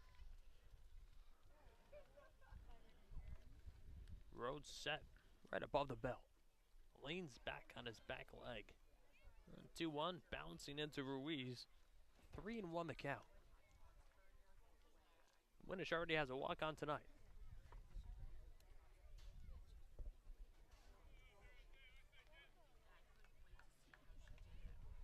Max Anderson on deck. He struck out and walked as well. Rhodes set right above, holding the glove side near his back. To 3-1, cut on and missed breaking ball. Full count. There's to the righty Windish.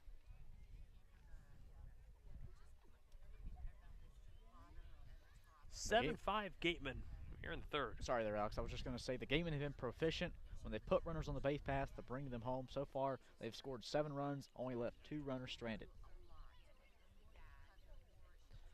Windish not trying to strand these two as well. Rhodes set. The payoff pitch stays outside, and Windish works a walk, and that will load the bases once again for the Gatemen and the top of the third.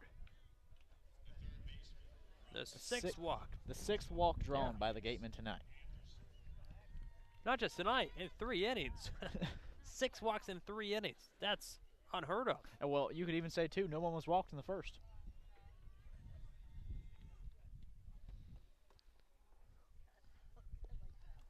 Bases loaded for Max Anderson. First pitch taken for a called strike. No one won the count. 12 runs have scored in 2 2/3 innings so far tonight. Rhodes looks back at Burns on second. Deals a pitch low. Well, 1-1 the count. Well, walk to Anderson would score a run. No runs have yet scored this inning. The Gatemen looking to answer a 4 spot by the Harbor Hawks in response to their 5 spot in the top half of the second. Rhodes set. 1-1 pitch, bouncing into Ruiz, and 2-1 the count.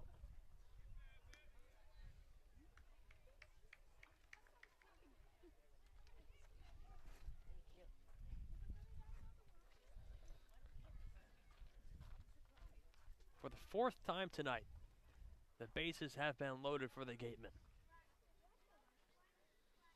Rhodes set at the waist. A 2-1 pitch, cut on and miss. Nasty breaking ball there, and 2-2 the count.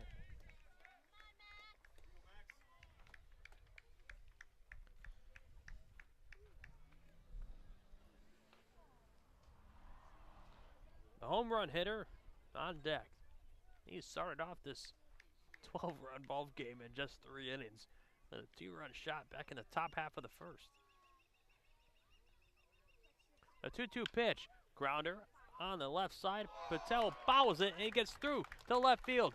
Here comes Padilla. He'll score, and Burns right behind him. And the Gatemen score 2 here in the top half of the third, and now it's a 9-5 Gatemen lead. Runners on the corners. We're Owen Diodati at the plate now. Just one more thing to add to the list for this game tonight, Alex. A weird hop that takes the ball 10 feet in the air from a couple shallow hops over the left side of the infield. Well, like I said, after 3 walks this inning, it's tough for the defense where they're just standing there, and it's such a long game, 1 hour and 33 minutes in, and just 2 1/3 innings played. And it's tough to make those difficult plays when you're just standing there. 9-5 Gateman. The top of the third. Diodati comes up empty on the first pitch. He's seen from Rhodes. 1-1 the count. That last hit making an 11-game hit streak for Max Anderson.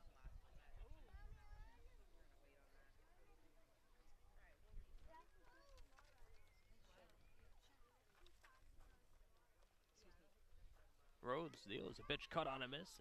Diodati now behind 0-2.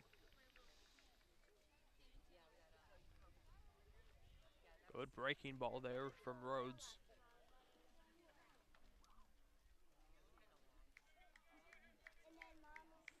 "14 runs have scored just the top of the third inning. 0-2, cut on and miss to end the inning. But 2 runs come across for the Gatemen. We go to the bottom of the third. It's a 9-5 Gatemen lead. Stay with us on the Gatemen Radio Network.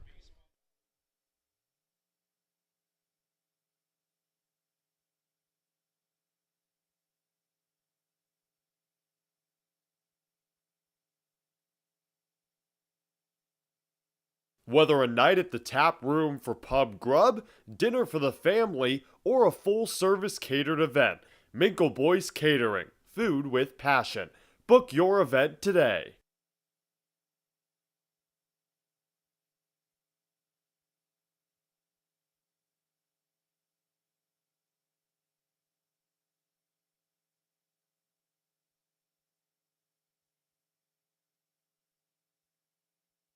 The law firm of Lang, Exafaris, and Bullard, providing families and businesses in the greater New Bedford community with legal services for 40 years.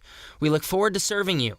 For an appointment, call 508-992-1270. We invite you to learn more about the law firm of Lang, Exafaris, and Bullard by visiting our website, lxblaw.com.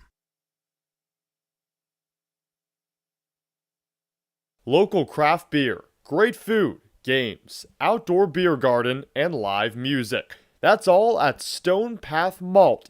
Better malt, better beer. Conveniently located across from Wareham Crossing in the West Wareham Industrial Park. Check them out.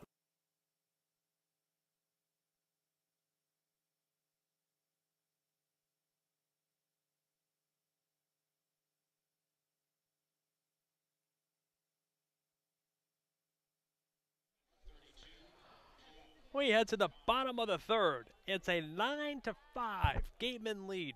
14 runs have scored and 2.5 of play here from Hyannis, Massachusetts. It's myself, Alex Feuz, Cade Crenshaw, and our very own Claire Foley with you. Well, Jack Sullivan back on the mound for his second inning of work.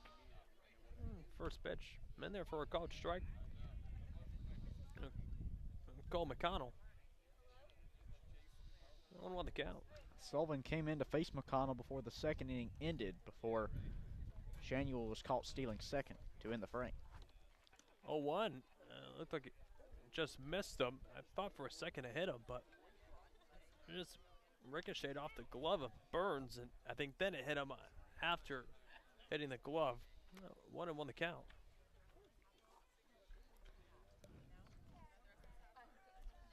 Harbor Hawks responded to the Gatemen's 5-run second inning by scoring 4 of their own.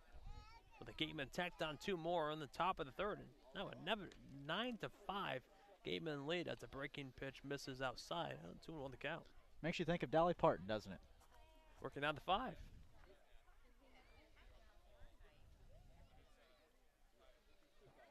Need some fingernails. 2-1 from Sullivan, fouled away. 2-2 the count. I feel like we have to explain that reference now. That's how Dolly Parton wrote the song 9-5. That's how she came with the tune. So if you just rub your fingernails back and forth together, you can hear the theme of 9-5. That was the beat. Of course, became a globally selling #1 hit.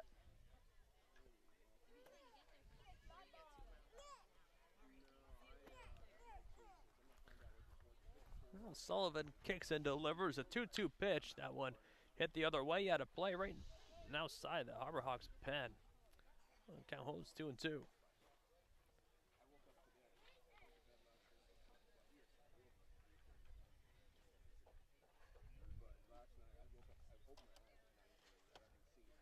In the bottom of the third, though, the Harbor Hawks still out hitting the Gatemen 7-6.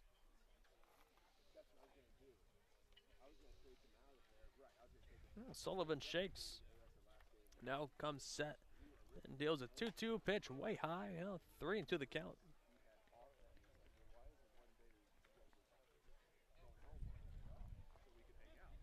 McConnell at the plate right now is the 34th at bat of this game. It's the bottom of the third. A payoff pitch. That one hit well to right. Clark back on the track at the wall, makes the play. Just got under it, but hit that pretty well. The deep right field, but Clark there to make the out. So what away in the bottom of the third. Just to put something in perspective for you, like we said, McConnell represents this game's 34th batter tonight. In the 1-0 victory over Orleans yesterday, Alex, the Gatemen had 29 at-bats as a team, innings 1 through 9. We've seen a lot of baseball through 2 1/3. Well, Sullivan deals breaking ball low. 1-0 the count to Christian Moore, who hasn't had an at-bat since the bottom of the first, which was probably about an hour ago. That feels like it took place back in June. 1-0, fouled straight down the first base side. You mean it's July already? You know, we were joking there in the break. They brought some kids out from the Little League camp they hosted last week on the field for recognition, and you said it. We've been here so long enough, the players are starting to look a little younger. 1-1. Breaking ball in there for a strike. 1-2 the count now. Well, nobody on with one away. It's the bottom of the third. The Gatemen have a 9-5 lead. Thanks to Dolly Parton.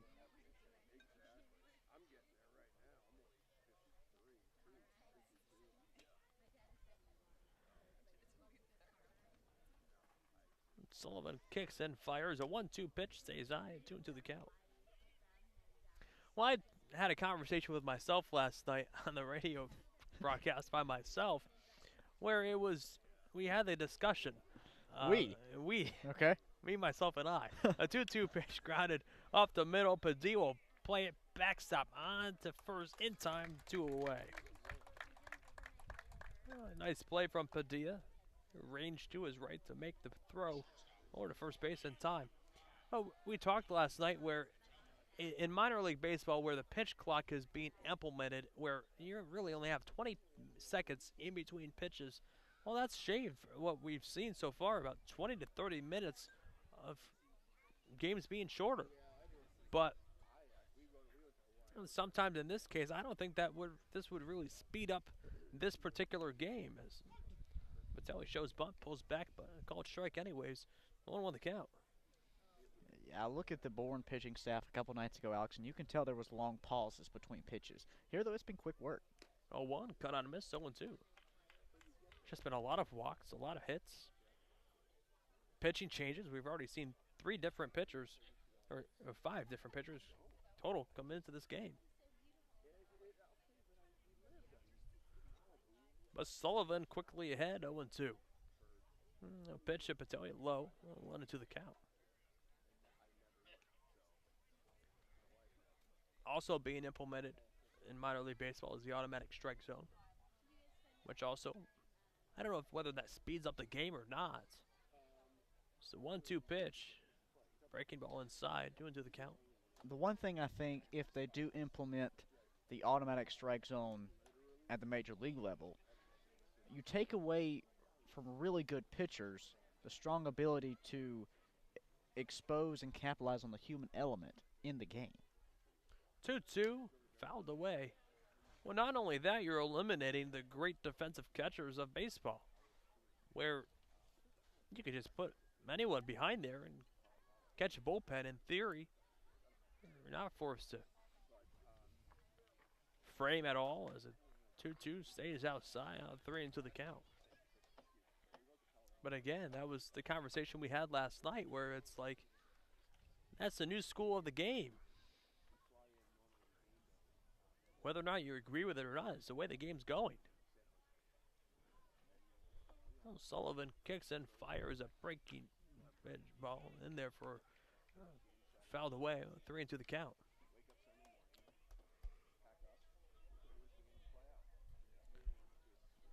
Nobody on, 2 away. The bottom of the third.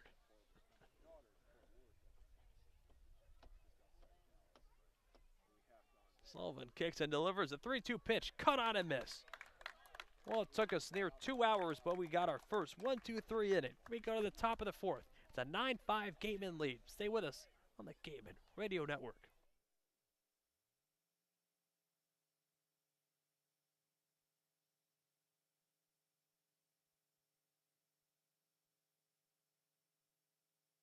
Looking for your dream home on the Cape? Gibson Sotheby's International Realty's dedicated team of real estate professionals are ready to make your dream a reality. Don't just look for a place, discover a home. Each office is independently owned and operated. Sotheby's International Realty is a registered trademark.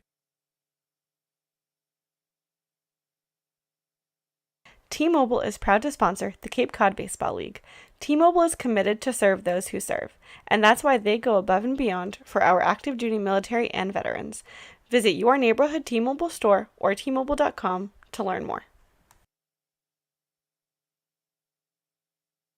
Milton Cat is proud to support the Cape Cod Baseball League. From paving and landscaping to recreational boating and facility management, Milton Cat has the right equipment, parts, service, and technology to keep you working. Visit miltoncat.com to learn more.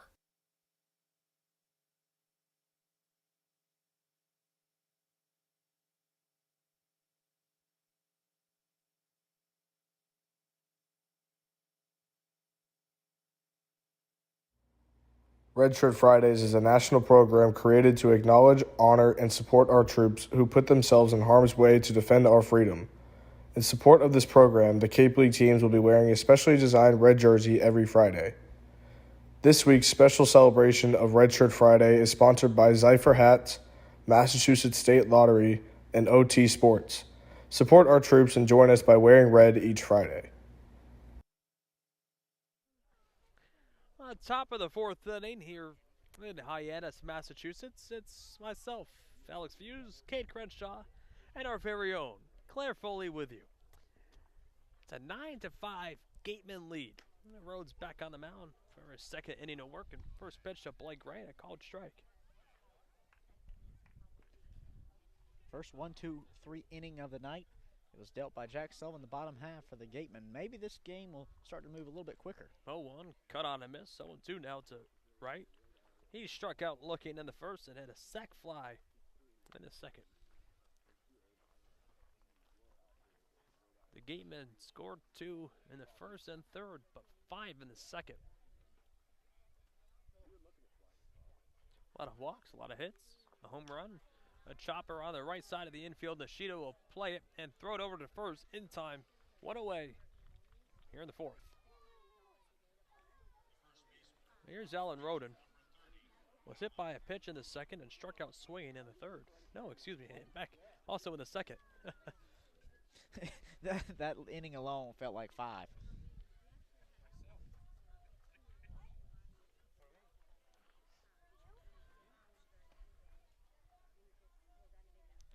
Oh, nobody on, one away. Here's Roden. He swings at the first pitch, lines it, base hit into right field. Well, that was Roden's first hit on the night. And the Gateman's 7th as well.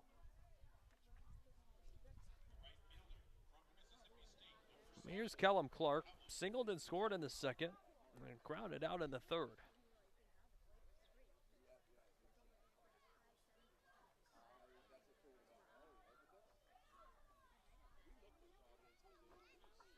A lot of fans here tonight. Good crowd on hand. It's a great night for baseball, too. It's a little bit chilly in the air. Nothing too bad that a coat or a blanket won't fix. Maybe some hot chocolate, too. Well, first pitch to Clark. Called strike. 1-1 the count. Roden on first. 1 out. In the top of the fourth. Some marshmallows. Should have brought my pretzels. Oh, the 0-1 to Clark, fouled away. Right behind home. Now count 0-2. What's your go-to snack? My go-to snack? We've talked about this. Oh, yeah, Scooby snacks. Well, I knew it, but I was just trying to have a conversation. Little cinnamon crackers. We have already talked about this.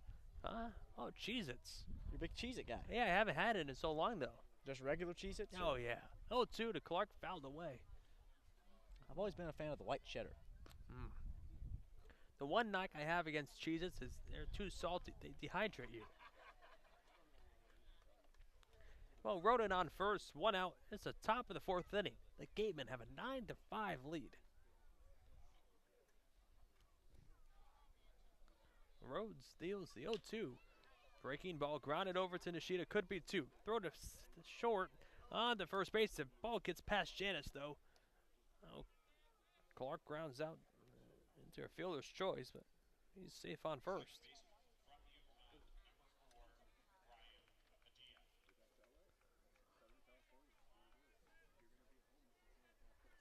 Well, the Harbor Hawks almost had their own 1-2-3 inning.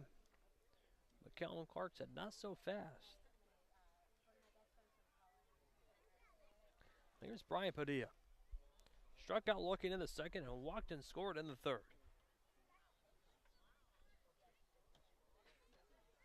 Oh, first pitch in there for a strike. 1-1 the count.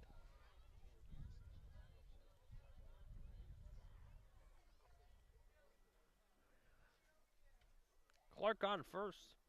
2 away. In the top of the fourth inning. Rhodes kicks and delivers it. Breaking ball cut on a miss. And Padilla behind 0-2.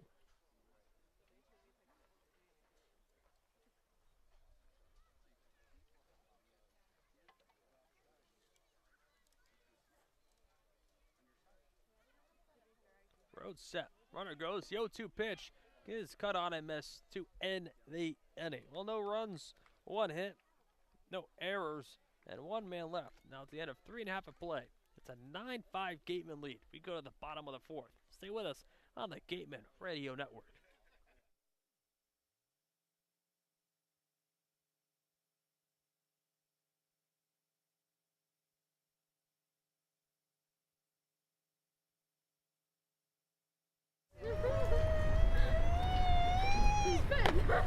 Beat the heat and join us at Waterways, a water experience unlike any other this side of the bridge. Open daily, head over to the water park on Route 28, the Cranberry Highway.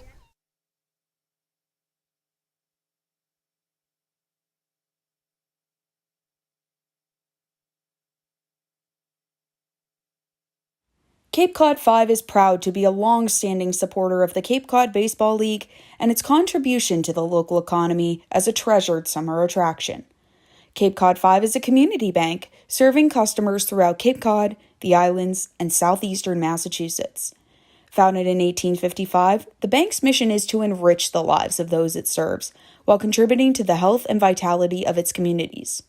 Cape Cod 5 provides a full range of banking solutions, including personal and business banking, residential mortgages, investment management, and trust services.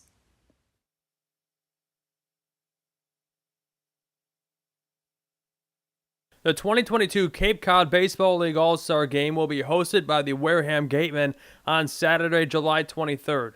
Join the CCBL's best as they take to the diamond in front of scouts from every MLB organization here at Spillane Field.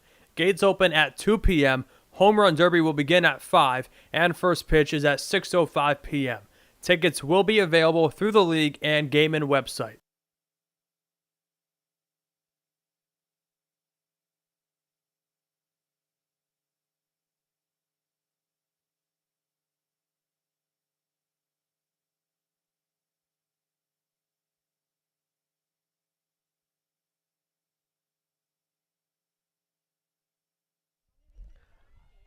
Bottom of the 4th we go will be Pancho Ruiz, Rocco Pepe, and Rico Nishida due up for the Harbor Hawks.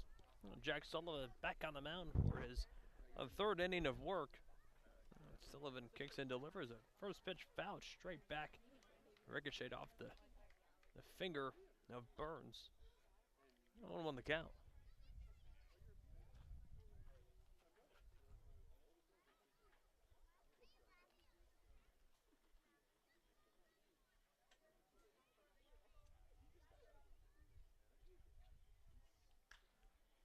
Fastball driven deep to center field. Davis back.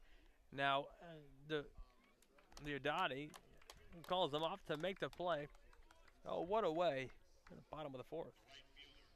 That's 4 consecutive retired by Sullivan.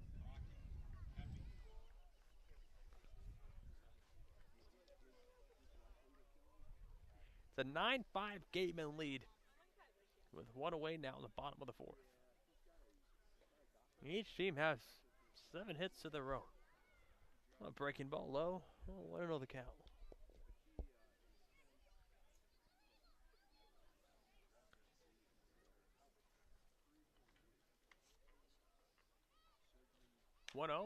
Popped him up. Padilla there.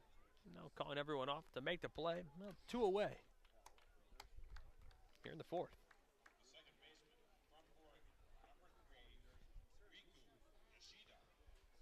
After a wild, only 2.5 of play, it appears that Sullivan has settled down this Harbor Hawks offense.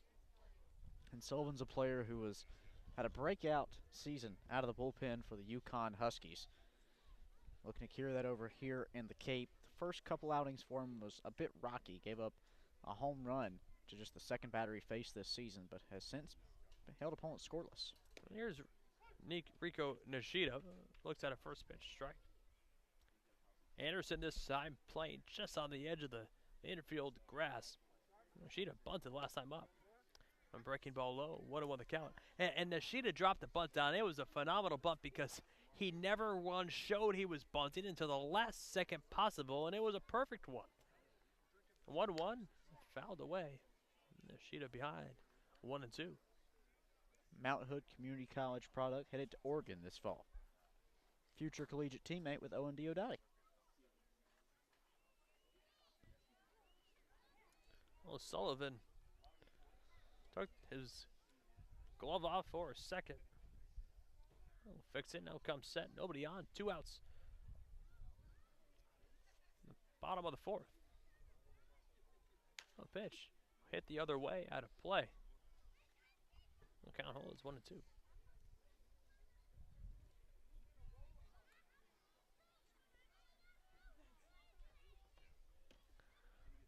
Sullivan ahead. 1 ball, 2 strikes. On the lefty Nishida. The pitch. A chopper on the left side. Anderson will play it. Throw to first base. Not in time. Wow. Nishida beat it out. An infield base hit.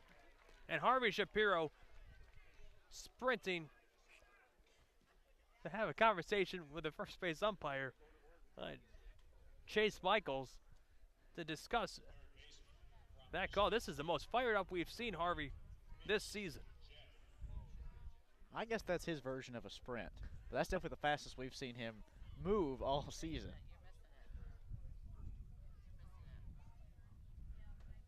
That was a beeline for that first base umpire. Well, everyone knew it. It was not a bang-bang play, but everyone here thought that. The throw from Anderson got Nishida. Except for Chase Michaels, the first base umpire. Breaking ball in there for a strike. The Mitch Jebb. 0-1 the count.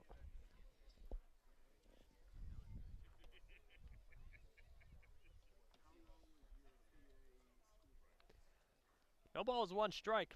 You're on Jebb. He's singled and doubled. Well, Nishida goes. The throw down the second base is going to be not in time. The throw goes into center field.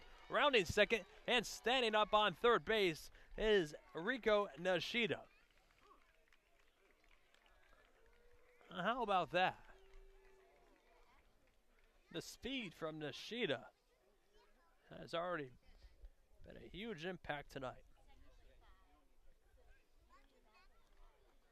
This game's still well within reach of Hyannis. 5th stolen base of the night by the Harbor Hawks. Well, it's still 0-2 the count to Mitch Jebb. 2 outs with Nishida on third. 0-2, low. Gets away from Burns for about a half a second. Stays in front of it. 1-2 now to the lefty Jebb.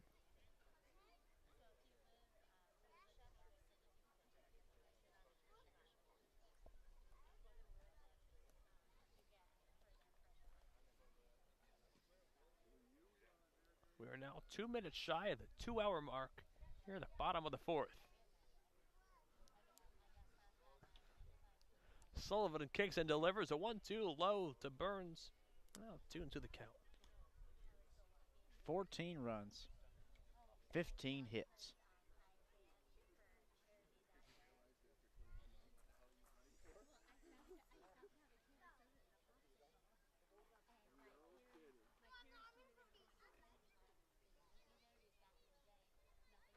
Now Sullivan taking his time. Now comes set right above the letters. A 2-2 to Jebb. That one lined to Padilla, who will throw to first in time to end the inning. Oh, no runs, 1 hit. An error and 1 man left after 4 innings of play. It's a 9-5 Gateman lead. Stay with us on the Gateman Radio Network.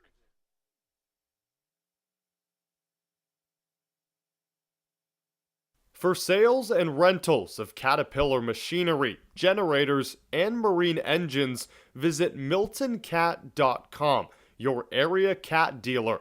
Milton Cat, the Cape and Islands Caterpillar dealer, is proud to be a sponsor of today's game.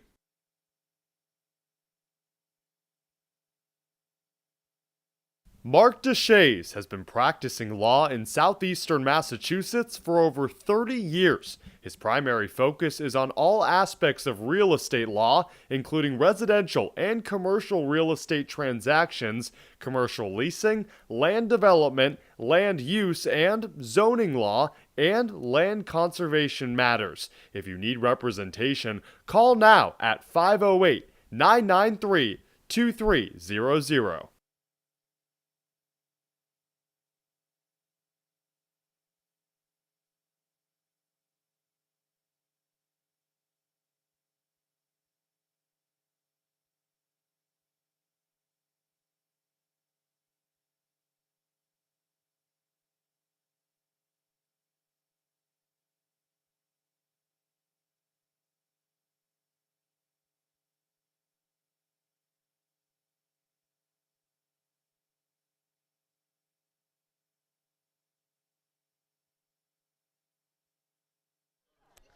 Well, we go to the top of the 5th inning.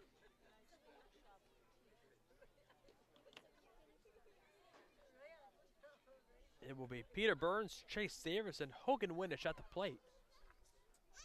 As the boats sound in the backdrop here in Hyannis, Massachusetts, and the sun comes set.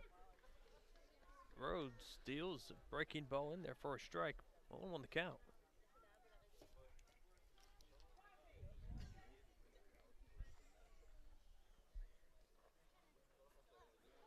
Burns, Davis, and Windish here in the 5th. Breaking ball in there for a strike.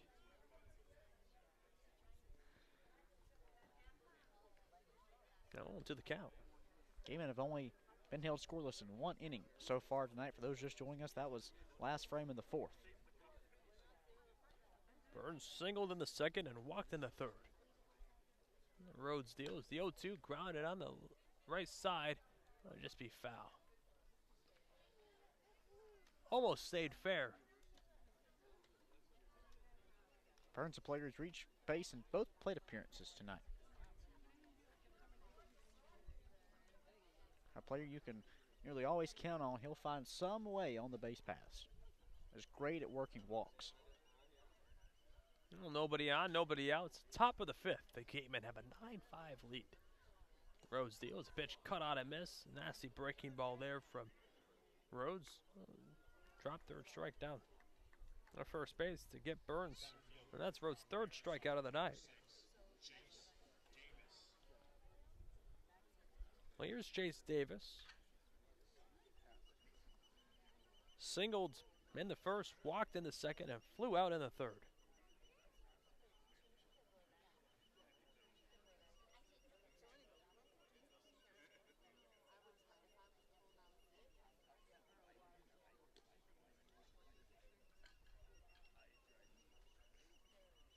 Rhodes deals, breaking ball low. 1-0 the count. You can hear the birds chirping in the distance, can't you? You always can. The Ospreys are active, as always, in the summer on the Cape. 1-0, breaking ball, fouled away. You know, I believe it was Orleans that you have to be careful where you sit. Because the Ospreys, you know, part of life. Have to use the restroom. have to use the restroom, so you just have to be careful where you are seated. You know, you might have to get a new sweatshirt or something halfway through the game if you're not careful. Rhodes deals a 1-1 breaking ball inside. 2-1 the count to the lefty Davis. I'm glad it hasn't happened to me, and I don't plan on it. I don't think anybody ever plans on it. Well, that's true. Well, yeah, I don't think anyone plans on it. You're right. You're right there. Nobody on, 1 out. And top of 5th, 2-1 low. Now 3-1 the count to Davis. Walked in the 2nd, but in a pure hitter's count right here. Do you unfortunately know anyone who that's No. happened to? No, I just heard that. You know, it could happen.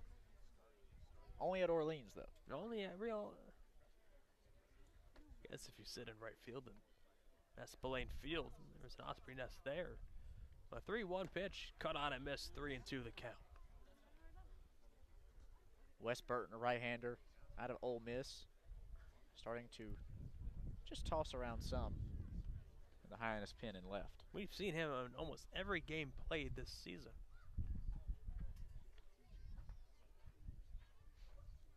Well, 3 balls, 2 strikes here to Davis. Rhodes set at the waist. A 3-2 pitch. Hit well to left field, drifting over is Moore on the track at the wall. It is going to be off the wall. Right near the base of it. And Chase Davis, a stand-up double here in the 5th. That's the Gateman's 8th hit of the night. Well, here's Hogan Windish. A strikeout in the 1st and 2 walks so far tonight.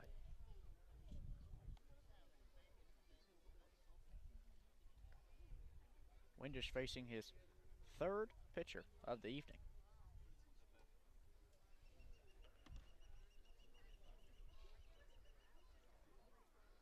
Oh, first pitch, breaking ball low. 1-0 the count. Now you have me worried every time I see a bird flying above. Well, they say it's good luck.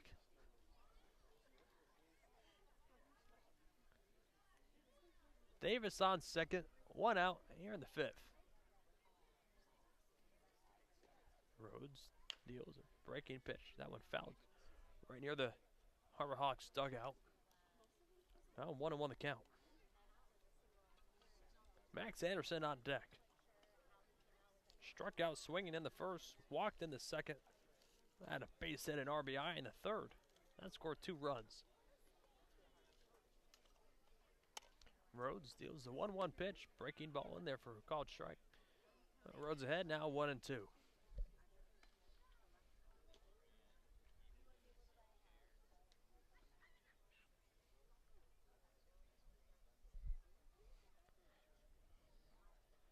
Rhodes set. A 1-2 pitch to Windish, hit the other way, out of play. Janus looked at it, ran out of room.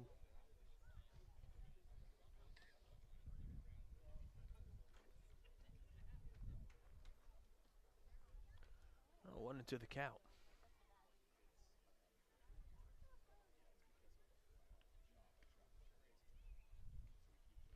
A 1-2 pitch to Windish, just missing inside.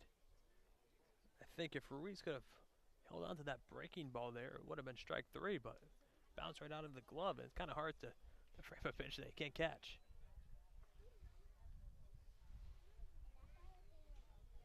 Well, 2-2 the count.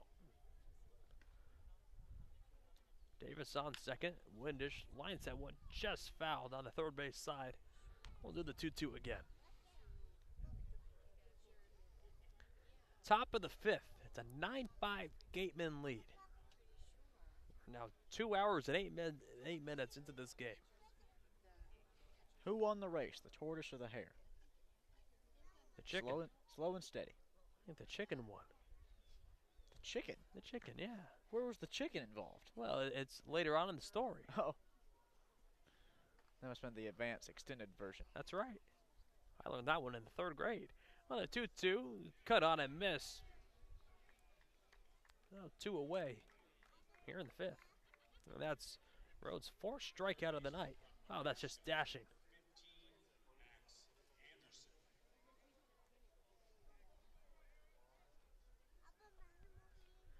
Well, here's Max Anderson. Struck out swinging in the 1st, walked in the 2nd, and singled in the 3rd. Well, Davis on second, 2 away here in the 5th.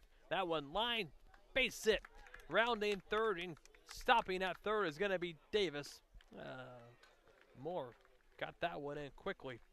And probably would have had him out for home plate. Throw definitely beats him there. Good heads-up base running from Chase Davis to hold up at 3rd. Now you've got me on the corners for tonight's home run hitter with 3 runs driven in tonight for Owen Diodati. Well, he homered in the 1st and singled in the 2nd. I guess you could put a cycle watch. Some movement in the Harbor Hawks pen. But Davis on 3rd and Anderson on 1st. A breaking ball in there for a called strike to Diodati. 1-1 the count. Hyannis manager Eric Beatty had began walking out of their dugout on the third base side. Took probably 3 or 4 steps out and then turned around and stopped. Looked like he changed his mind to wait on the call to the pen. Well, I don't think anyone's, quote-unquote, ready to come into this game.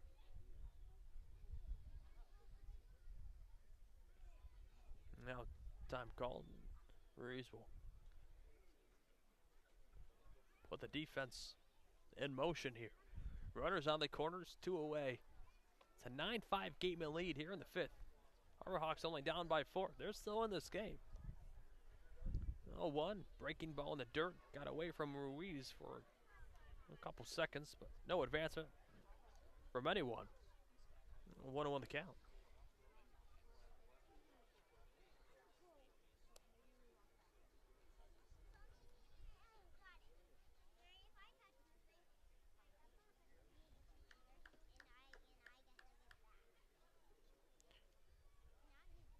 Road set.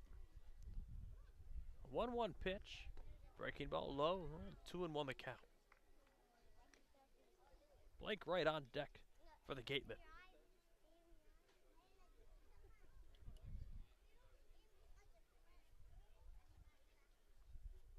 The sun now really beginning to set here in Hyannis. Temperature cooling off. It's a 2-1 breaking ball this time in there for a called strike. He evens up the count, 2-2. Nothing will be as cold as the first game we've played here. That was a rough night. Felt like a late March night.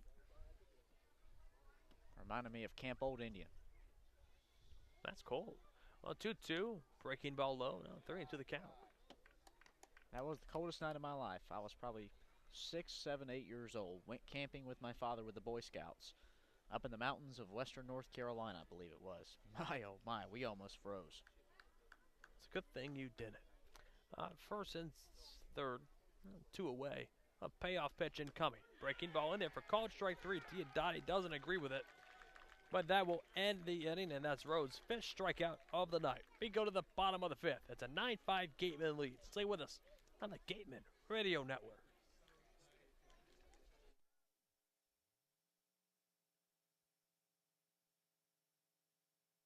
Hey Gateman fans, don't miss out as the Wareham Gatemen head to Worcester, Mass. to take on the Bourne Braves at Polar Park, the home of the Worcester Red Sox. This special game at Polar Park takes place Monday, July 25th with a 6:45 first pitch. Tickets start at just $10, so head to gateman.org to get yours today.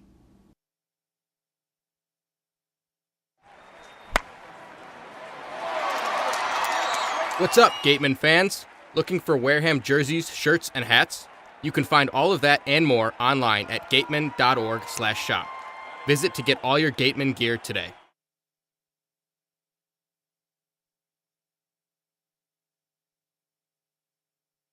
Looking for a turnkey rental experience on the Cape? Gibson Sotheby's International Realty has a dedicated team of rental professionals ready to provide homeowners and guests with exceptional service. For Cape Cod rentals, nothing compares. Each office is independently owned and operated. Sotheby's International Realty is a registered trademark. One of the Gatemen's favorite places for their post-game meals is Cool Cone, where you can get anything from fried clams and fried chicken to an ice cream sundae, and then top it all off with a round of mini golf. Cool Cone, located on Route 6 on the Wareham-Marion line.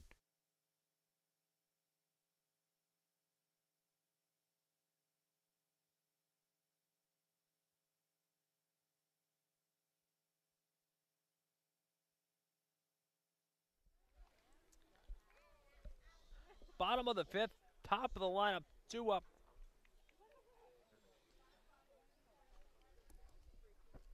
It's Justin Hyannis, Noah Chanuel, and Cole McConnell 2 up. Face Jack Sullivan, first pitch fouled it away. No one won the count. Hyannis flew out in the first and doubled and scored in the second. It's a 9-5 Gateman lead, the bottom of the 5th. That one hammered foul on the left field side into the bushes. Oh, into the count.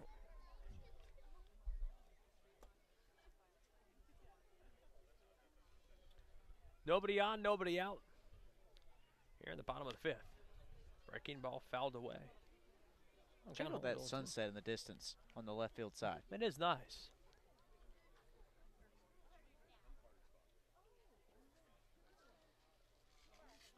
Not a bad one. There really can't really be a bad sunset on Cape Cod. Well, 0-2 stays high. Well, 1 into the count. Right? I think you're exactly right. We've seen plenty of good sunsets all summer long.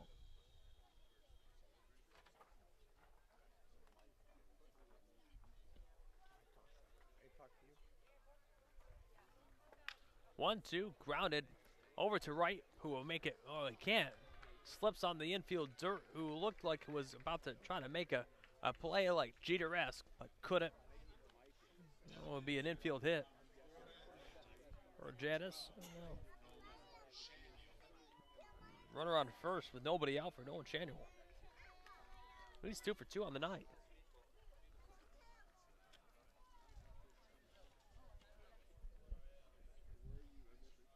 And here's Harvey Shapiro. After a leadoff knock by Justin Hyannis, he'll make a call to the bullpen. It's a 9-5 Gateman lead, and stay with us. And this pitching change brought to you by the Gateway Tavern. Stay with us on the Gateman Radio Network.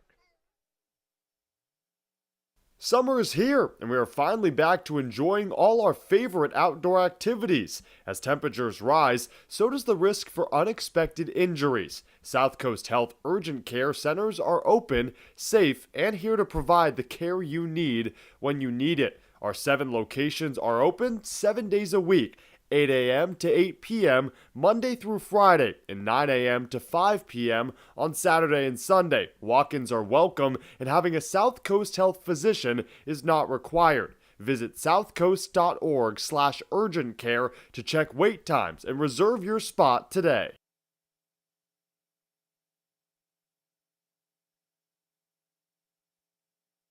Soft as a Grape has 10 retail locations on Cape Cod. So even when you're cheering on your Gatemen at any away games, stop into a Soft as a Grape store for the best Cape Cod products. No trip to the Cape is complete without a trip to Soft as a Grape.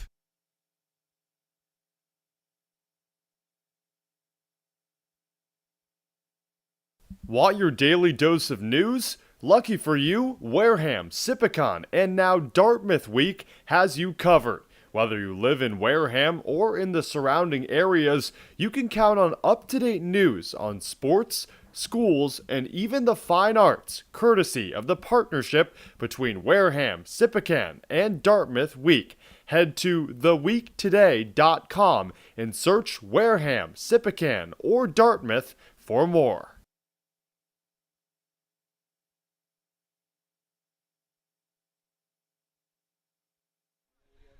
Well, welcome back. It's the bottom of the fifth here from Hyannis, Massachusetts. We got a pitching change, new pitcher. Will Coker III comes in with Justin Hyannis on first and nobody out. He'll face Nolan Chanuel, the designated hitter. Doubled in the first and singled in the second. Coker, right-hander, out of Louisville, will step up and look to keep this 4-run lead the Gatemen have intact. We've had our 9-5 score since the bottom of the third. This is Coker's 4th appearance out of the pen. 8 2/3 innings pitched, 5 hits, 1 run. 1 run was earned with 4 walks, but 7 Ks. Has a 1.03 ERA heading into tonight. Well, Coker set right above the belt. First pitch, a fastball. Right down Main Street, 0-1 the count. What a perfect summer night. A little chilly, but we're right on the water. What makes sense? Well, Coker gives Hyannis a look over at first. Now comes set. 0-1. Fastball inside for a called strike. Going to the count. And this has been a baseball game so far for all fans. Right, you have the offensive side in the beginning, and as of late, pitching's dominated the last, 2.5 innings. Coker set. delays. Now the 0-2, that one hit well to center field. Davis drifting over right on the track to make the play. One away here in the 5th. Coger now 4 for 4 this season in each of his appearances to retire the first batter he faces. From Louisiana Tech, here's Cole McConnell with one away.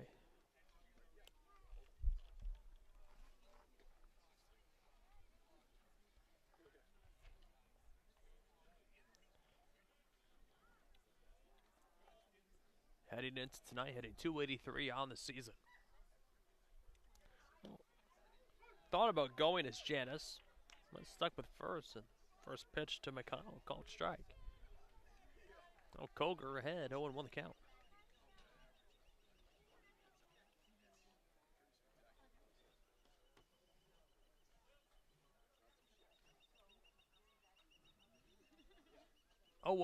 Breaking ball in the dirt. A good stop there by Burns. Stayed in front of it and kept his eye on the ball every single moment. It wasn't in his glove. 1 ball, 1 strike. And the lefty McConnell at the plate. He's 0 for 2 on the night.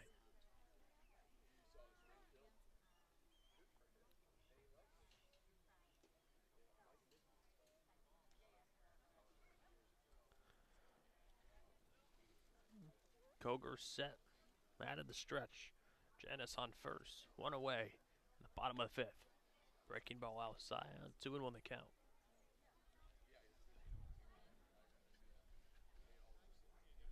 Well, the majority of this crowd has stayed, but it has weakened just a tad, which is expected.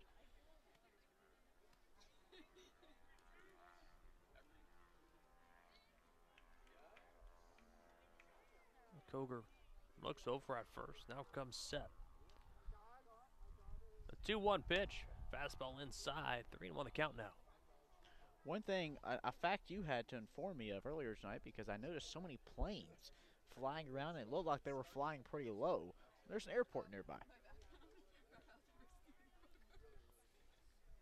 Most people who travel into the Cape will likely land at Logan Airport in Boston, but they have the option on the ground ball on the right side. Padilla will throw to right, and it can't get to him. The throw is wide, and now goes near the Harbor Hawks bullpen.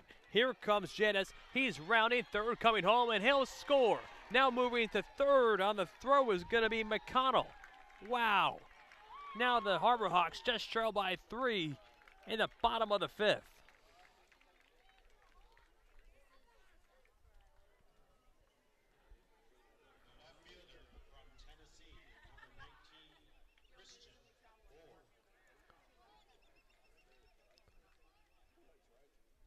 Well, it appears they gave it a hit.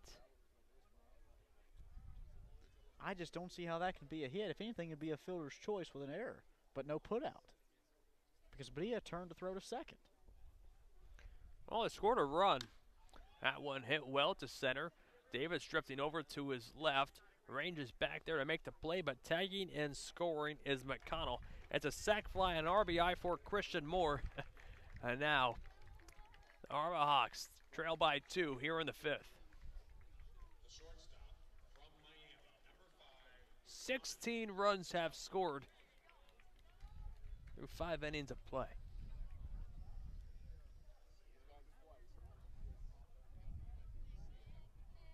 Most of the Gatemen have combined to score with the opponent this season is 21.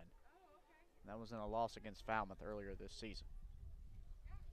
Well, here's Dominic Patelli, who will look at a breaking ball strike. They've now adjusted it, Alex. They've added 2 errors on the scoreboard. That's now 4 tonight for the Gatemen. Well, it's probably a throw from Padilla. 0-1. Grounded right over to right.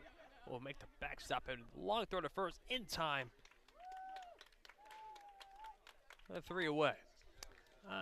That will do it. Well, 2 runs do come across. It's a 9-7 Gateman lead. We go to the top of the 6th inning. Stay with us on the Gateman Radio Network.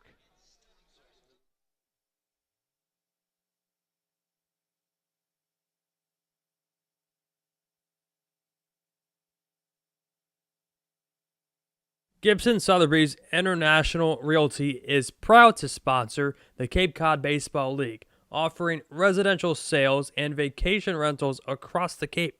We help you turn someday into right now. Each office is independently owned and operated. Sotheby's International Realty is a registered trademark. Summer is here, and we are finally back to enjoying all our favorite outdoor activities. As temperatures rise, so does the risk for unexpected injuries. South Coast Health Urgent Care Centers are open, safe, and here to provide the care you need when you need it. Our 7 locations are open 7 days a week, 8 a.m. to 8 p.m. Monday through Friday, and 9 a.m. to 5 p.m. on Saturday and Sunday. Walk-ins are welcome, and having a South Coast Health physician is not required. Visit southcoast.org/urgent care to check wait times and reserve your spot today.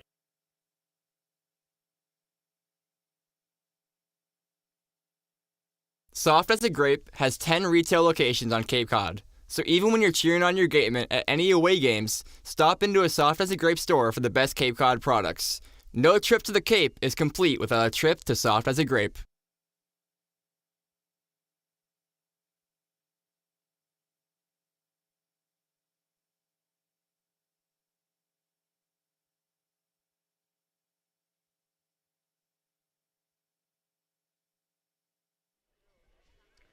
On top of the 6th inning, it's a 9-7 Wareham Gateman lead.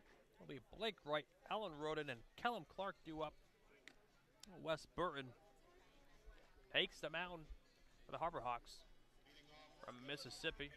Ole Miss, making his 5th appearance on the season. 4 innings, 2 hits, 1 run, 4 walks, and 2 Ks on the season.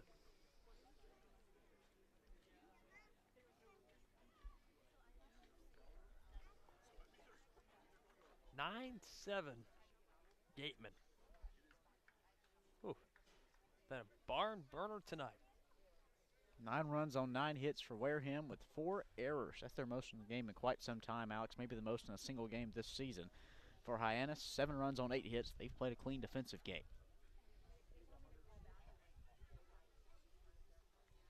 Well, Wes Burton, who's gone viral on a number of occasions, delivers a fastball inside to right. Went on the count. Wright struck out looking in the first, hit a sac fly in the second, and grounded out in the 4th. Looking for his first hit on the night. 1-0. Popped him up right behind us. 1-1 the count. You know, one thing I think we should allude to is why Wes Burton has gone viral a couple times. He's a wild man. Talks to his glove.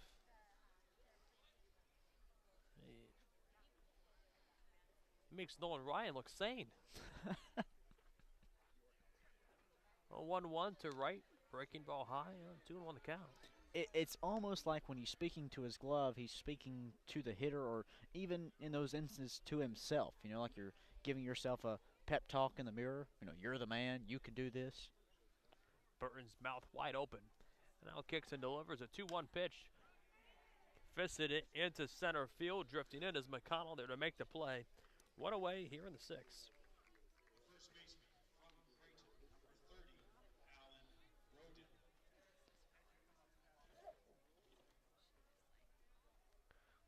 Cotton candy clouds like above the ballpark here in Hyannis. It's a 9-7 Gateman lead.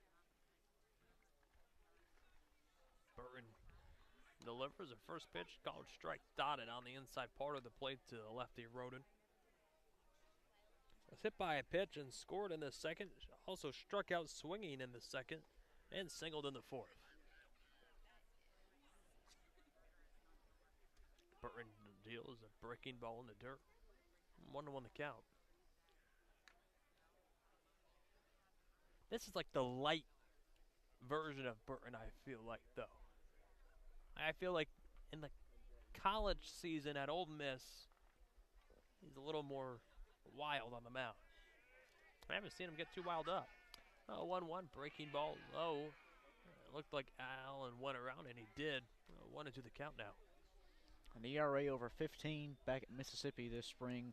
Here, though, on the Cape, he's settled down but seen limited action. 4 innings pitched, a 225 earned run average. I think 3 out of those 4 innings came against the Gatemen. Well, Burton deals a 1-2 pitch to Roden, just outside, 2-2 the count. An audible groan from the Harborhawks dugout. Wanted that one, didn't get it. 2-2 the count now to the lefty at the plate. Looked outside to me.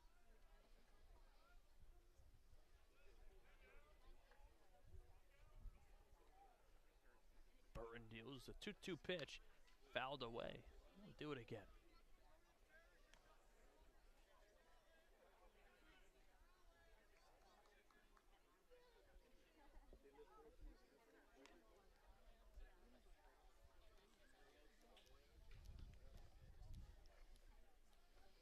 The offense has extremely cooled down as of late for the Gatemen. Put 9 runs on the board in the first 3 innings. They've been held scoreless ever since.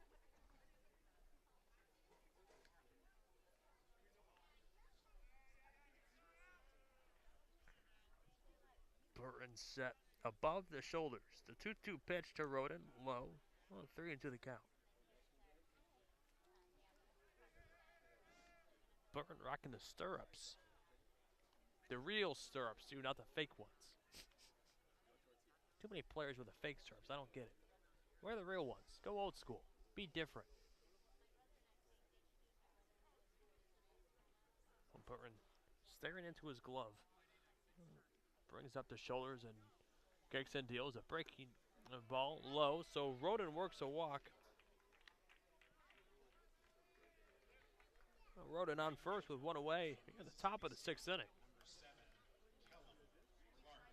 Here's Kellum Clark. Singled and scored in the 2nd. Grounded out in the 3rd and grounded into a fielder's choice in the 4th.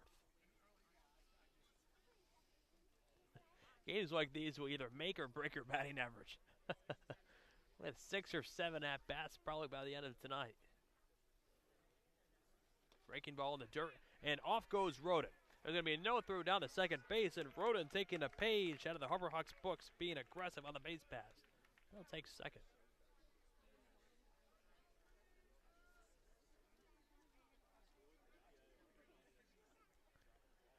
A 1-0 the count here to the lefty Clark. Roden in scoring position. Gateman looking to answer to the 2 unanswered runs the Harborhawks put up the bottom of the 5th.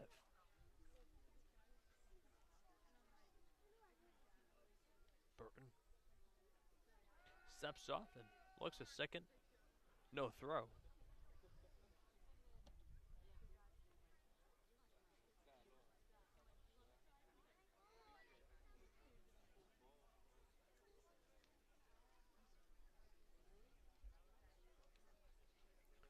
1-0. That one ripped to right, and it will drop in for a base hit, and Pepe will play it on the hop. Stopping that third is going to be Alan Roden, and runners on the corner for the Gatemen with just 1 out here in the top of the 6th inning.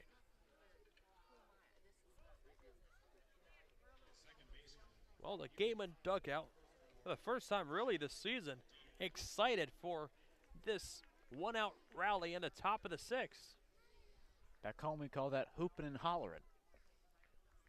While baseball may not be a rah-rah sport, the teammates in the dugout cheering it on, and what a great culture we've seen tonight. Culture is what matters in baseball more than winning than anything. You can have good players, you have to have the will to win as well. This team, you can sense that they have the will to win tonight. First and third, 1 out. And the top of the 6th inning. Brian Padilla at the plate. Struck out looking in the 2nd and walked and scored in the 3rd. Burton set at the shoulders. Kicks and delivers. First pitch fouled away. 0-1 the count. Well, Peter Burns on deck. Roden on 3rd, Clark on 1st. 1 out here at the top of the 6th. It's a 9-7 Wareham Gatemen lead. Burton set. The 0-1, cut on and miss. 0-2.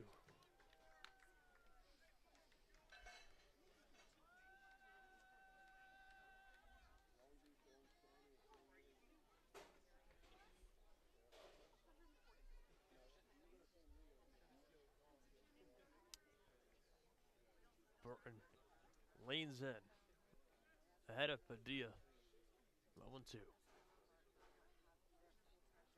Here's a pitch. Breaking ball outside. 1-2 the count.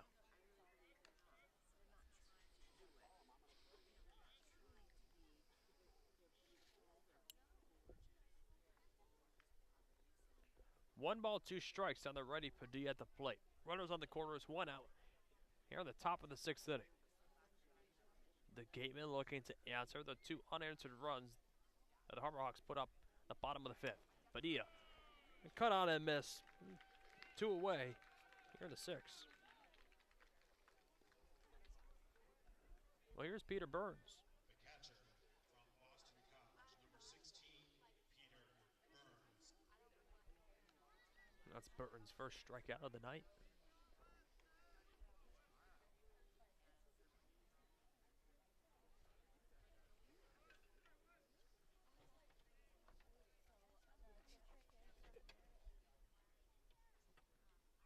First pitch, fastball high, 1-0 the count. Burns singled in the 2nd, walked in the 3rd, and struck out swinging in the 5th.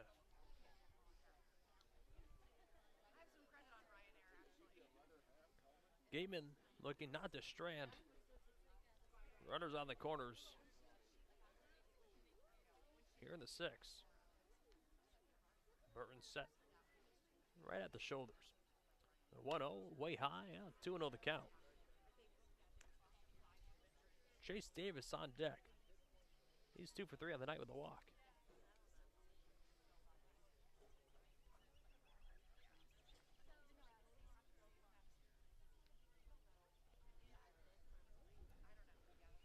A 2-0 to Burns, fastball, a called strike.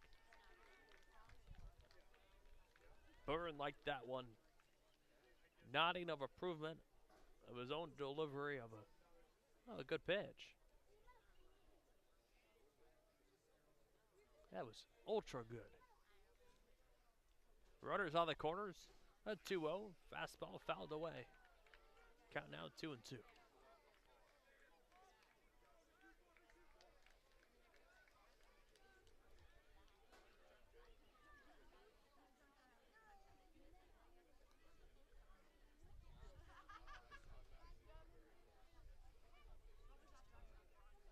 Burton eyeing Burns on. Now comes set at the shoulders. The 2-2 pitch. Fastball stays high. But on it, Clark takes second base. Now it's 2nd and 3rd with 2 away. And a full count to the lefty Burns at the plate.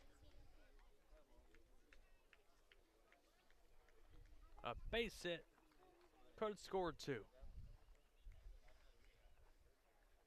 Infield moving back.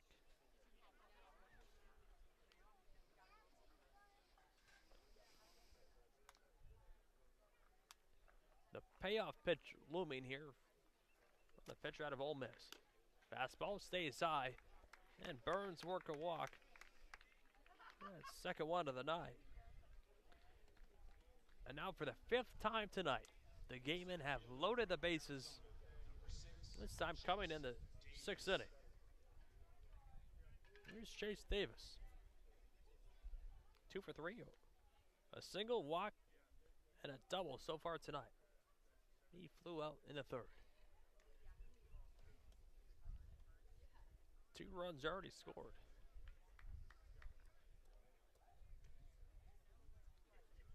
Burton set at the shoulders, kicks and delivers. Breaking ball in the dirt. 1-0 the count.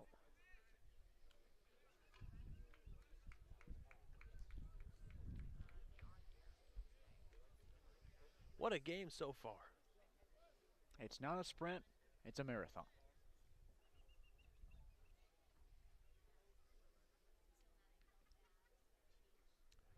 Bases loaded, 2 outs, in the top of the 6th. 9-7 Gateman. Looking to add more here. Burton deals a breaking pitch that got past Ruiz. Here comes Roden, and he'll score. 10-7 Gateman. Now in the 6th. Well, everyone moves up a bag. I think that's the third run of the night that has scored on a wild pitch. Indeed it is. The first from Burton. The Gatemen have now hit double-digit runs. One more, that will tie the most runs they've scored in a game. Against this same Hyannis ball club. Well, second and third with 2 outs. Here, just the top of the 6th inning. Well, we laugh. That's kind of funny. 2-0, grounded on the right side. Nishida will play it on a hop. Will throw to first in time to end the inning. But the Gatemen do score a run. 1 run. It's 10-7 going into the bottom of the 6th. Stay with us on the Gatemen Radio Network.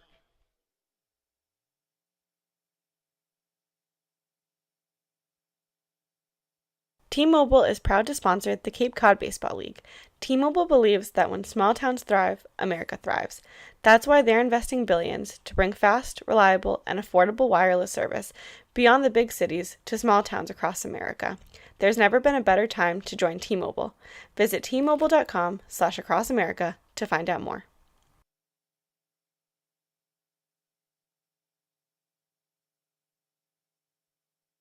If you or a family member have been hurt at work, don't wait for the insurance company to discontinue your benefits or deny you medical treatment. Get an experienced workers' compensation attorney now before it's too late. The lawyers at Reedy, Kiernan, and McNally, LLP, have been practicing workers' compensation law for many years and are experts in the field of workers' compensation law. Having the advantage of retaining an attorney early on may make all the difference in your case. Know your rights. Be prepared and contact Reedy, Kiernan, and McNally, LLP today. The firm is located at 267 Main Street in Wareham and 2318 Acushnet Avenue in New Bedford. Call 508-295-0286 or visit their website www.rkm-law.com.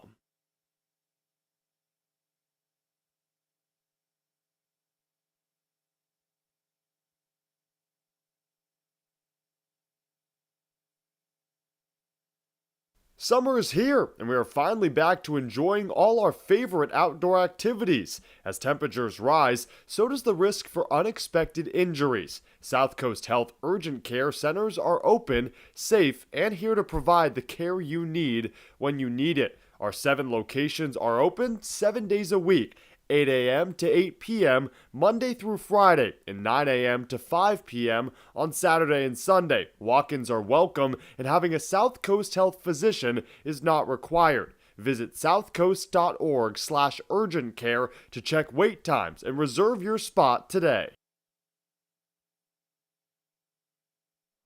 Well, we go to the bottom of the 6th. Little Koger back on the mound. First pitch. A little high. 1-0 the count. Pancho Ruiz. Ruiz, Pepe, and Nishida due up here in the 6th. It's a 10-7 Gateman lead. Koger kicks and delivers a 1-0 pitch. Fire past them. Fastball cut on a miss. 1-1 the count.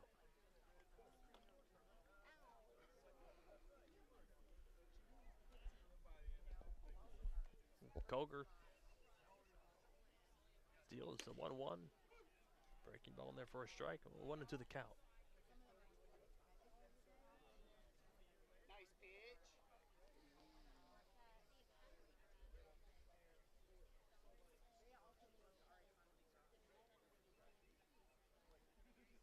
One, two, just outside. 2-2 the count. Koger wanted that one. Didn't get it. Well, now 2 balls, 2 strikes. You're on the righty Ruiz. He's over 2 on the night. Struck out in the 2nd and flew out in the 4th. 2-2, breaking ball low, 3-2 the count.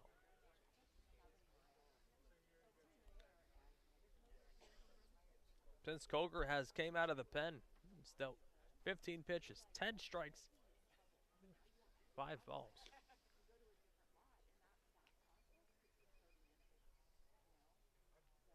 The payoff pitch incoming.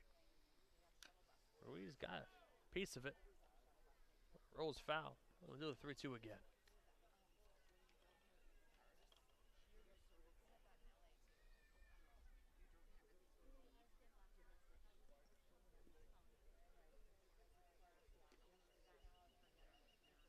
Birds chirping have gone to crickets.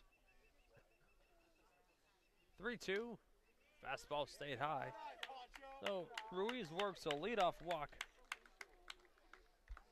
here in the 6th. That brings up Rocco Pepe. Okay, in a 10-7 ball game here in the bottom of the 6th. A tying run, Enrico Nishida on deck. This game's far from out of reach for Hyannis, and it's far from over and put away for the Gatemen. You still got to battle over these last few innings tonight. The game's running long. You've got to find that extra drive within. First pitch, grounded on the right side. Padilla throws it to right, on to first, in time to turn a 4-6-3 double play. Oh, this Gateman team needed that. First double play flipped by either team tonight. Oh, now with 2 away, here's Rico Nishida. 2 for 2 with 3 stolen bases tonight. Incredible. And Alex, neither of his hits have left the infield. He'll dust off home plate again, Cade. Give it a fist bump. Coger deals a breaking ball in there for a called strike. Oh, ahead here, 0-1.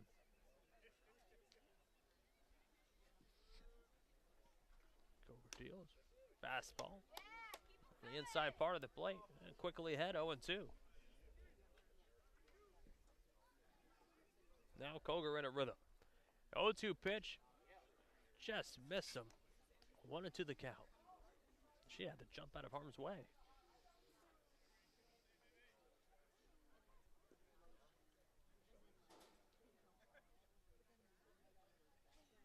Nishida choking up. 1-2. That one line, but right off the backside of Coger, who will throw to first base in time to end the inning. Well, no runs, no hits, no errors, and nobody left at the end of 6 innings of play. It's a 10-7 Gatemen lead. Stay with us. We are at the top of the 7th on the Wareham Gatemen Broadcast Network.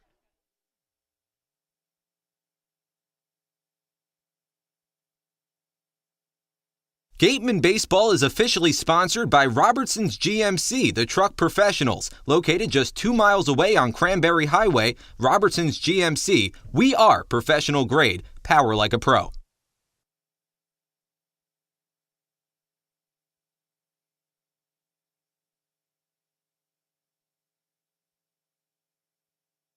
The Gatemen would like to thank Wareham Country Market for helping to feed the Gatemen players and staff after games.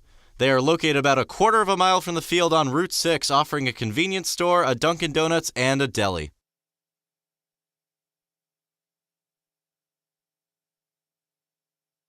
Need physical therapy? Select Physical Therapy works directly with you and your physician to create a plan of care that meets your goals and needs, with 6 locations on Cape Cod and more across the country. Select Physical Therapy is the official provider of athletic training for the Wareham Gatemen.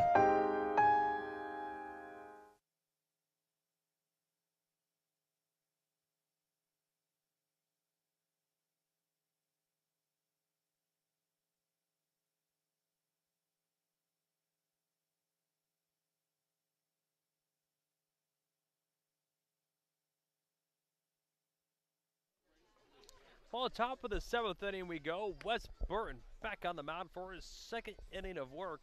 It'll be Windish, Anderson, and Diodati due up for the Gatemen. They still have a 10-7 lead here in the 7th inning.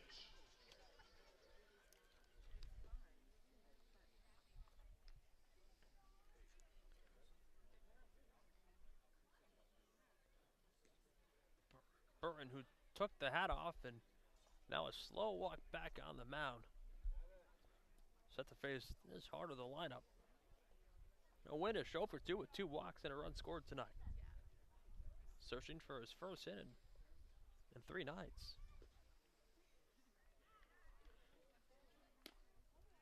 What breaking ball there, 0-1 the count.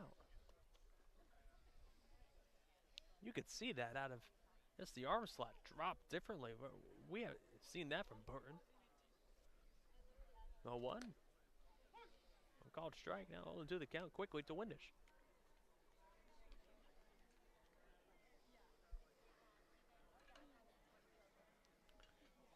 Nobody on, nobody out. That's the top of the 7th inning. Gatemen lead at 10-7. Burton deals breaking ball, cut on and missed by Windish. That's the 3rd strikeout that Windish has tonight. The 2nd of the night by Burton on the mound. Well, here's Anderson.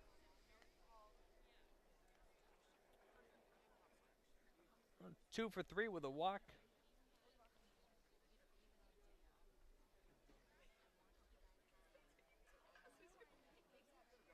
Burton set at the waist, deals a breaking ball low. 1-0 the count.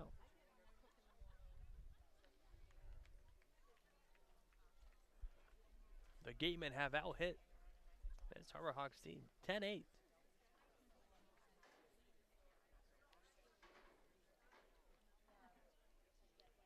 Burton set and the 1-0 pitch. That one lined up the middle, base hit into center field. Well, Anderson gets his 3rd hit of the night. The left fielder from Oregon,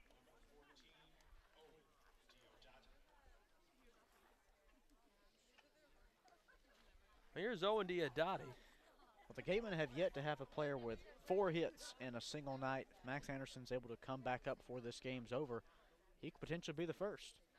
Now here's Eric Beatty, who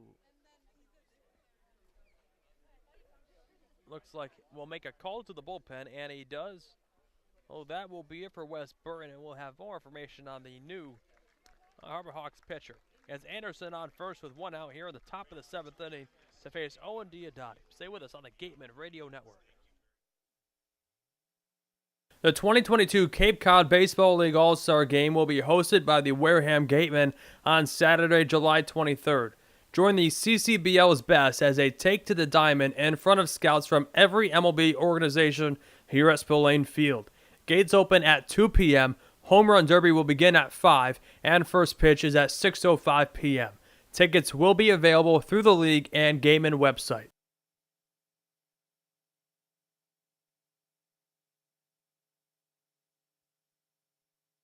Curry College is where you go to become anything you want. Curry prepares students to engage in successful careers with learning beyond the classroom. Explore undergraduate programs, including new majors in environmental science, sport and recreation management, graphic design, marketing, and computer science. Online at curry.edu.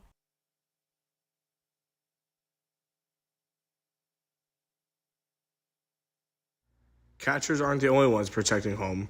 With Rogers Gray, you have more coastal homeowners insurance options and a true expertise in their people.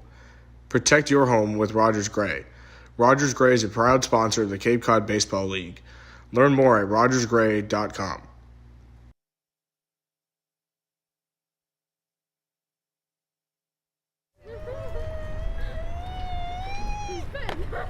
Beat the heat and join us at Waterwiz, a water experience unlike any other this side of the bridge. Open daily, head over to the water park on Route 28, the Cranberry Highway.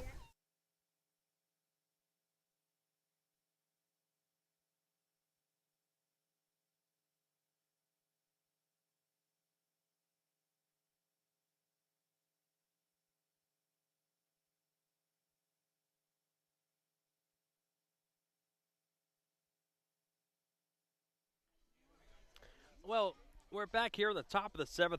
We got a pitching change, new pitcher out of the Harbor Hawks pen. It's the right-hander, Zach Volker, out of Cal State Long Beach.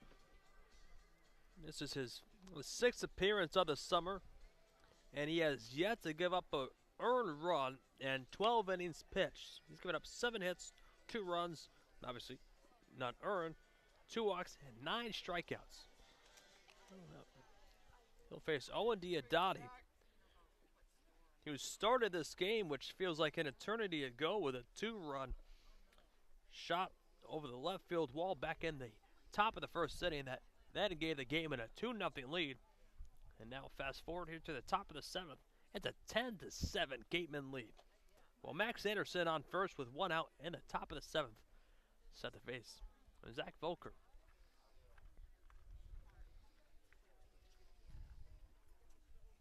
Volker deals. First pitch grounded on the left side. Patelli bobbles it, and it goes into center field. Rounding second and cruising into third is Max Anderson. And for the second time tonight, Patelli can't make the play. And now the Gatemen have runners on the corners with only 1 out here in the 7th. Well, we'll see if they give it a hit or an error. They've yet to score it. Usually when it takes this long, you usually go with the latter, which is the error. Well, they give it a hit. Wow. That's a tough call. Well, runners on the corners. Anderson at third, Diodati on first. Still only 1 out here in the top of the 7th. Gatemen have a 3-run lead. Volker deals. Breaking ball popped up, drifting over right near the Gateman dugout. And can't make the play as Hyannis runs out of about a fingernail step.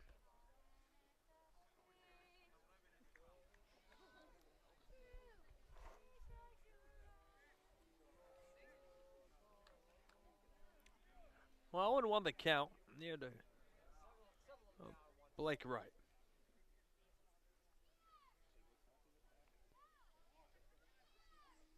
You have to get a hit tonight. He did have a sac fly, though, in the second inning.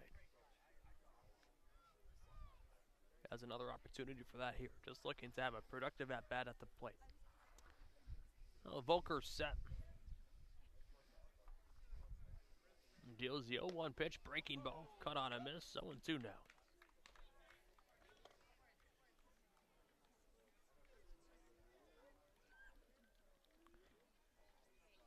Max Anderson on third, Owen Diodati on first, 1 out here in the top of the 7th inning. Zach Volker takes a deep breath in. Comes set at the waist. And the 0-2 pitch to right. That one hit well to center field. McConnell drifting back there to make the play. Tagging up and scoring easily is Max Anderson. The throw almost got past Ruiz. Diodati thought about taking off for second base. Well, it'll be a sac fly and RBI for Blake Wright. His second one tonight, and the first Gateman this season to have 2 in one game.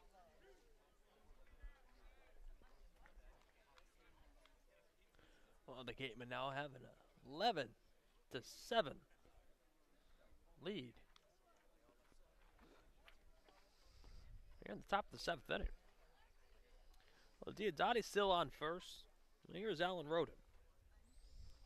Walked and scored last time up.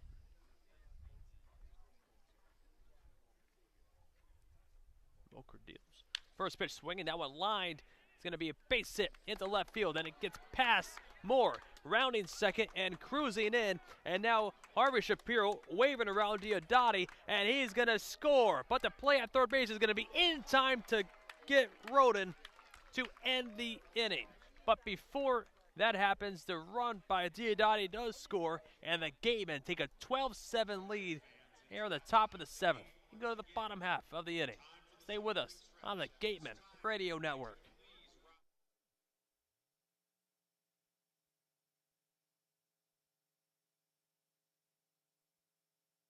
The Gatemen would like to thank Wareham Country Market for helping to feed the Gatemen players and staff after games.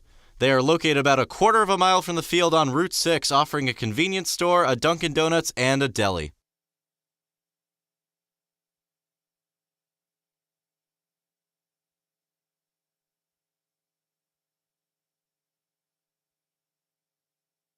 Need physical therapy? Select Physical Therapy works directly with you and your physician to create a plan of care that meets your goals and needs, with 6 locations on Cape Cod and more across the country. Select Physical Therapy is the official provider of athletic training for the Wareham Gatemen.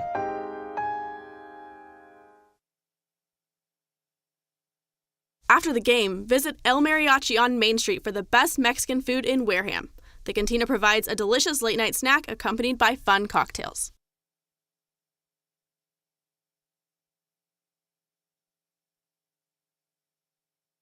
Wareham House of Pizza has been serving Wareham and Marion for over 40 years with steak and cheese, pizza, and subs. Located in Shaw's Plaza, head on over for pickup or let them deliver to you.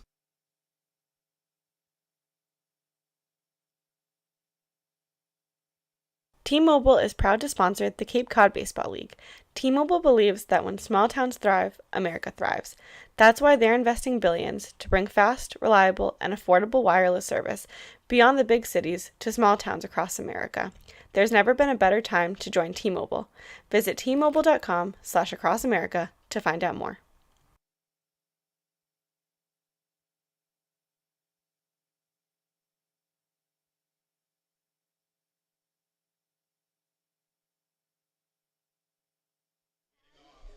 Well, we go to the bottom of the 7th. It's a 12-7 Gateman lead.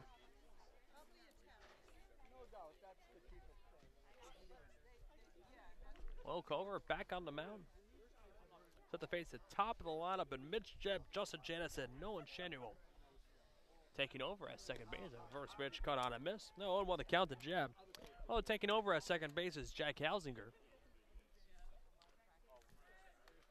The Gatemen have a 12-7 lead. They scored 2 in the top of the 7th. 0-1, breaking ball in the dirt. 1-1 the count. There's some movement in the Gateman pen, but no one actively throwing. Oh, there.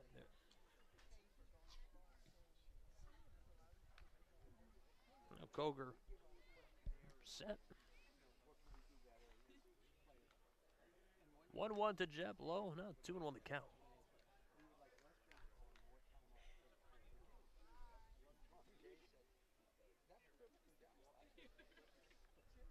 What a great game. A barn burner. 2-1. Breaking ball outside. 3-1 the count. We've seen offense scored by the Gatemen in 5 different frames. For the Harbor Hawks, 3 different innings tonight. A combined 21 hits and 19 runs scored. Koger deals. Breaking ball fouled away. 3-2 the count. And it should be noted with the 2 runs that scored in the top of the 7th, the Gatemen have now scored 12 runs, the most they've ever scored in a game this summer. Topping their previous single game high of 11 at this same ballpark against the same team. Well, they're just 2 hits away from tying the most hits that they had. And that came against Falmouth. Breaking ball cut on and miss. A big strikeout. And that's Koger's first of the night. Oh, 1 away. Here's Justin Hyannis.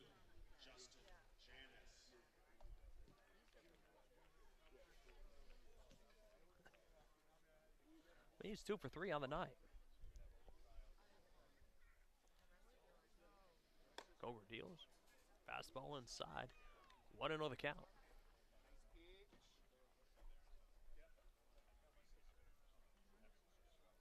Nobody on, 1 away. Koger deals. Breaking ball low. 2-0 the count.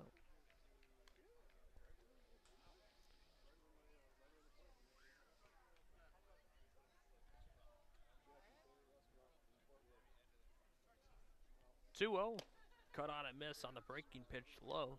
2-1 the count. What's remarkable to me, Cade, is that the Gatemen have a 12-7 lead, and yet they've had 4 errors defensively. 2-1. Just missing low. No, 3-1 the count. Most errors in a single game this season. Well, 4 is a lot. 4 is definitely a lot. Especially here. Koger deals 2-2, hits him right on the backside. Oh, Hyannis takes first. That's the first hit by a pitch by a Gateman pitcher tonight. Well, between his spring collegiate season at Illinois and now in his 17th game of the summer for the Hyannis Harbor Hawks, get this, Justin Hyannis has been hit a combined 62 times. 62 times between a spring collegiate season and nearly 20 games on the kick. Wow. That's a magnet for baseballs. No kidding. Ouch. Oh, breaking ball in there for a strike to Shanuel.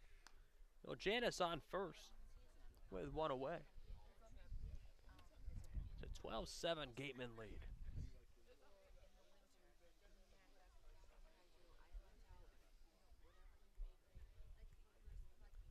Oh, 1 breaking pitch in the dirt.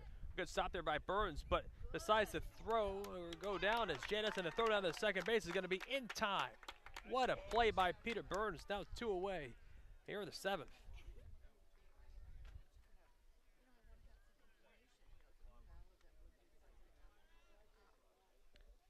Only a handful of catchers would make that play. Most of the time, the catchers are looking to find the baseball, but in the meantime, Burns found it and threw out the runner out at second base. 1-1 outside, 2-1 the count. On a game that's been riddled with 4 errors by the Gatemen, that's the best defensive play we've seen all night. But in an offensively driven contest with 19 runs scored, a play like that will get overlooked in the box score. 2-1, fouled off right on the knee of Shanuel. We'll jog it out.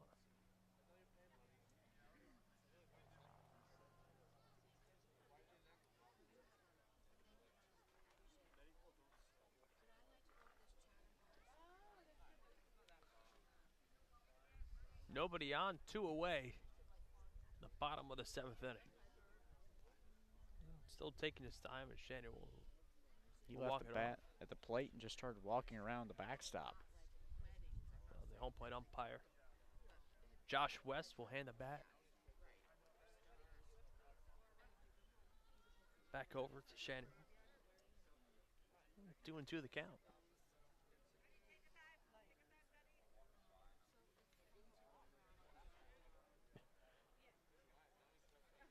Koger set.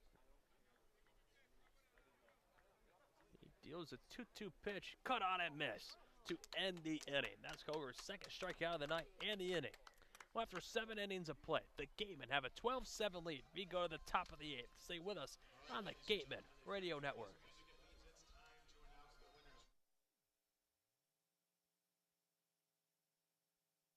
The law firm of Lang, Exifaris, and Bullard, providing families and businesses in the greater New Bedford community with legal services for 40 years.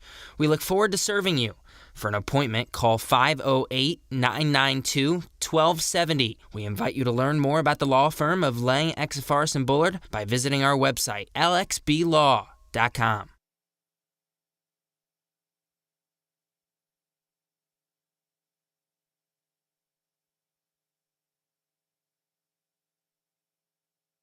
Whether a night at the tap room for pub grub, dinner for the family, or a full-service catered event, Minkle Boys Catering. Food with passion. Book your event today. Local craft beer, great food, games, outdoor beer garden, and live music. That's all at Stone Path Malt. Better malt, better beer. Conveniently located across from Wareham Crossing in the West Wareham Industrial Park. Check them out.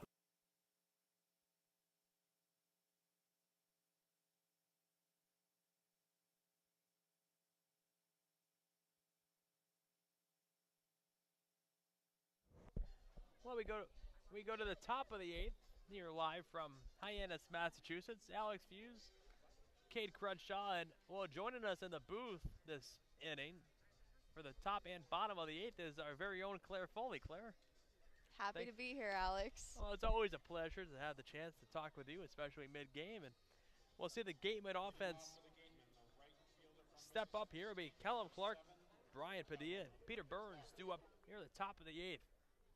A lot of runs have scored tonight. It's been a busy game thus far. Lots of double digits out on that scoreboard in right center. Well, Volker back on the mound.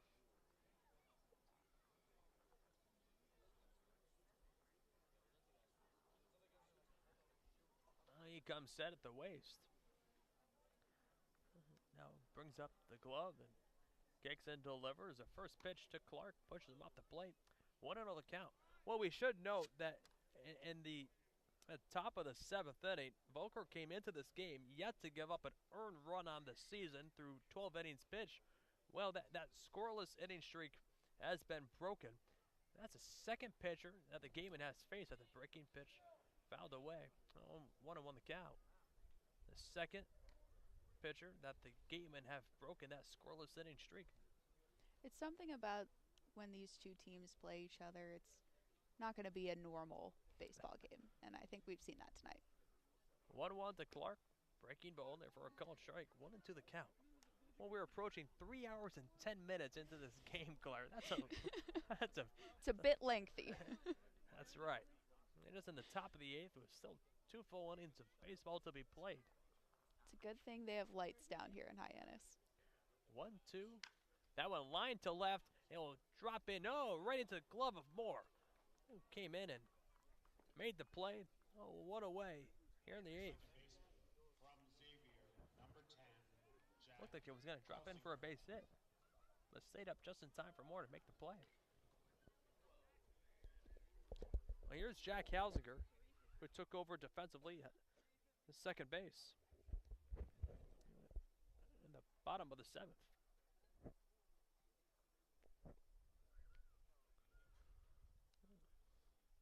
Volker deals, breaking ball low. 1-0 the count.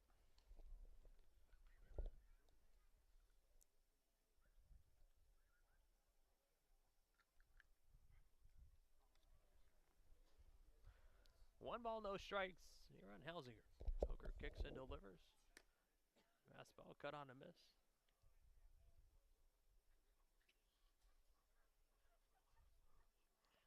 One and one the count.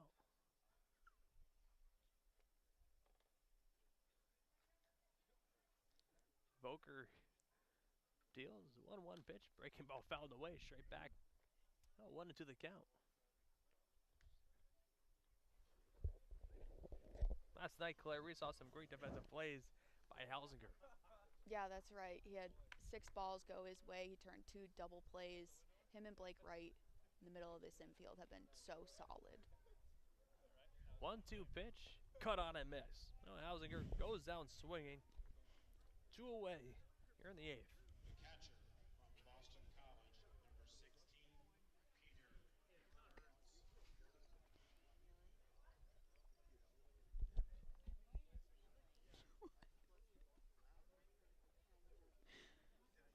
Well, here's Peter Burns with 2 away.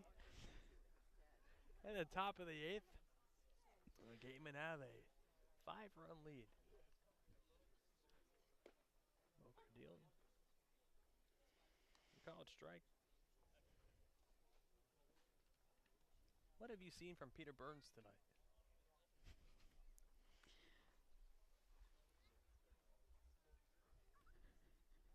Oh, 1 line over to Nishida. Well, played on hop and throw to first base to end the inning.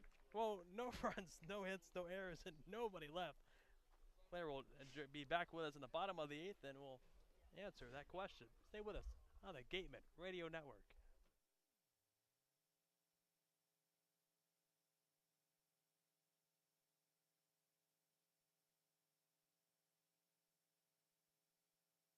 Looking for a turnkey rental experience on the Cape? Gibson Sotheby's International Realty has a dedicated team of rental professionals ready to provide homeowners and guests with exceptional service. For Cape Cod rentals, nothing compares. Each office is independently owned and operated. Sotheby's International Realty is a registered trademark.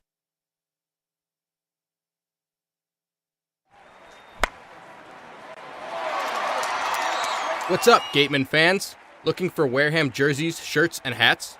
You can find all of that and more online at gateman.org/shop. Visit to get all your Gateman gear today.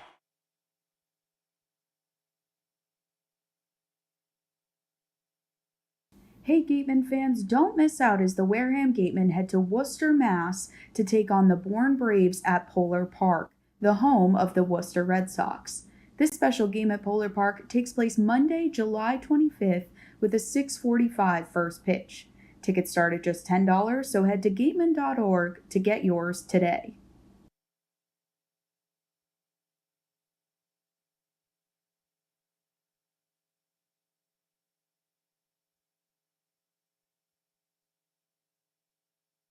The 2022 Cape Cod Baseball League All-Star Game will be hosted by the Wareham Gatemen on Saturday, July 23rd. Join the CCBL's best as they take to the diamond in front of scouts from every MLB organization here at Spillane Field. Gates open at 2 p.m., Home Run Derby will begin at 5, and first pitch is at 6:05 p.m. Tickets will be available through the league and Gateman website.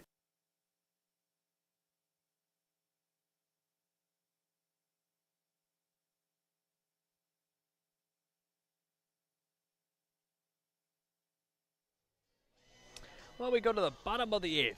It's a 12-7 Gateman lead as Michael Walsh comes out of the pen, and he'll face Cole McConnell, Christian Moore, and Dominic Patelli. They're in the bottom half of the 8th. And we've got a lot of defensive changes. Roden will retake right field. Coming in and playing third base is Derek Fabian. At first base is moving from third to first is Max Anderson. And Hausinger took over at second base in the previous inning. So defensively in the outfield, Diodati in left, Chase Davis in center, and Alan Roden in right field. On the infield from left to right, Fabian at third, Blake Wright at short, Jack Hausinger at second base, and Max Anderson at first. Well, defensively tonight, obviously 4 errors on the night though, Claire, but what has been your biggest takeaways tonight? Yeah, we've seen this Gateman defense throw the ball around a lot. When you look over at the scoreboard, you see that error column, C4, you'd think that the run column would look a lot different, but still have the lead here. By 5. Well, here's Cole McConnell, digs in. Walsh deals in first pitch, fouled away, right into the dugout of the Harper Hawks. 0-1 the count.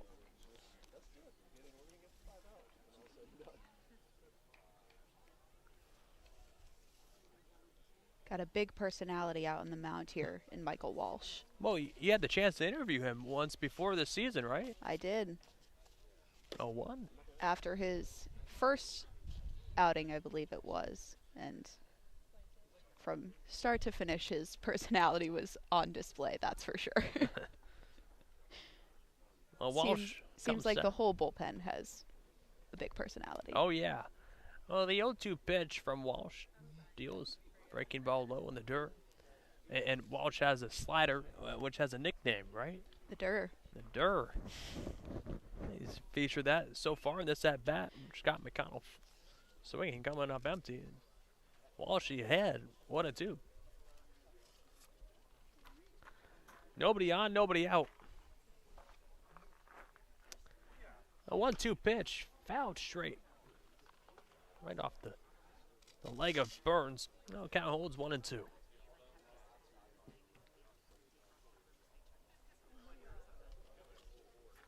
This is Walsh's 7th appearance on the season.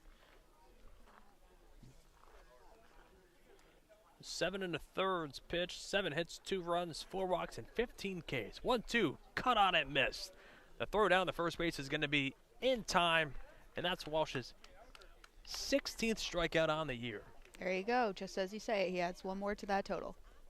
He's just been phenomenal. I mean, when Walsh is on, he's on. And I think that's exactly what Gatemen are looking for right now, maybe even Gatemen fans too. It's been a long night, hoping someone can come in and just shut it down. Walsh deals slider in the dirt. 1-0 the count to Christian Moore. 0-for-3 with a sac fly tonight. Again, the Gatemen have a 5-run lead at the bottom of the 8th with nobody on and 1 away. Walsh deals a pitch low. 2-0 the count.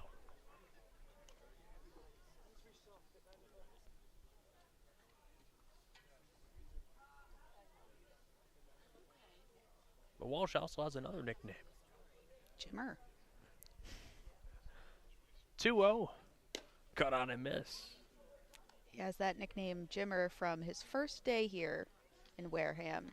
He said him and his teammates went to the YMCA and were shooting around, and said his teammates were getting pretty neglectful around the three-point arc, and he took advantage of that. 2-1. Cut on and miss. Even the count now. 2 balls, 2 strikes. So he's quite dynamic, Jimmer. You know, Jimmer Fredette's the next town over from my hometown. Really? Glens Falls, New York. 2-2. Cut on and miss. That's Walsh's 17th strikeout on the season. How about another? Well, 2 up, 2 down, all on Cade so far for Michael Walsh out of the pen, and that sends up Dominic Patelli.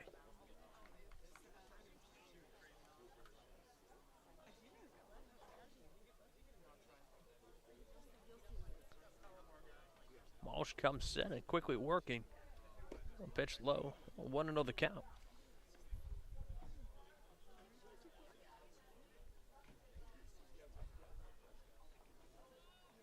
Nobody on, 2 outs here in the bottom of the 8th. Walsh deals grounder on the right side, but past the diving Anderson for a base hit into right field.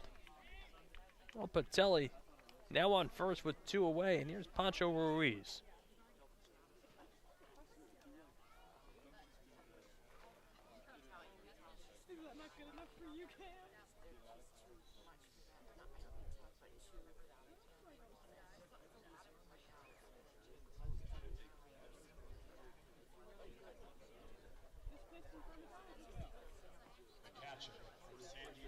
No, it's kind of like that song, Alex. Except with hits, the hits start coming and they don't stop coming. Rockstar? Exactly. Wow. All-star, all-star. Oh, bitch in there for a contract. By Smash Mouth. That's it. The hits start coming and they don't stop coming. Who would have thought we would have got Claire Foley to sing on air? Our runner goes. The throw down to second base is going to be not in time. Well, Patelli just beat out the throw by Burns. Well, he's on second base. Peter Burns has certainly been showing off his arm tonight. Oh. Been a couple of those throwdowns. Some closer than others. He's been phenomenal behind the plate all season long. 0-2 here to Ruiz. Burns. This has been the first game in a few days where we don't see Peter Burns and Ryan Campos in the lineup. Just Burns here tonight. A well-deserved night off for Campos. That's right. He's been very productive on both sides of the field for this Gateman team, especially his offense. Well, Patelli in scoring position. The 0-2. Slider got away from Burns. The check down the first base is going to be, they say he held up. But the pitch did get away from Burns, so taking third is going to be Patelli. 1-2 the count.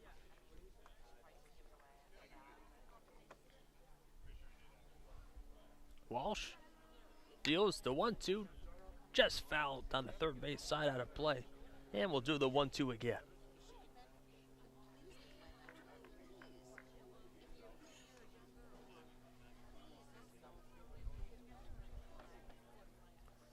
Ruiz hitting 184 coming into tonight.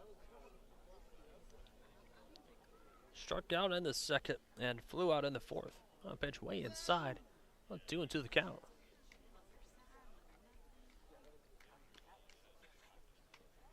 Two balls, 2 strikes, 2 outs in the bottom of the 8th. The Gatemen have a 5-run lead. Looking to send it to the top of the 9th. Walsh set. And Gixon deals a 2-2. That one grounded on the left side, but passed right for a base hit. And an RBI, and that scores Patelli, and that cuts down this Gateman lead by 4. Attention please, ladies and gentlemen. Batting for Rocco Pepe, number 26, Philip Matulia. Well, here's Philip Matulia. Pinch hitting for Rocco Pepe.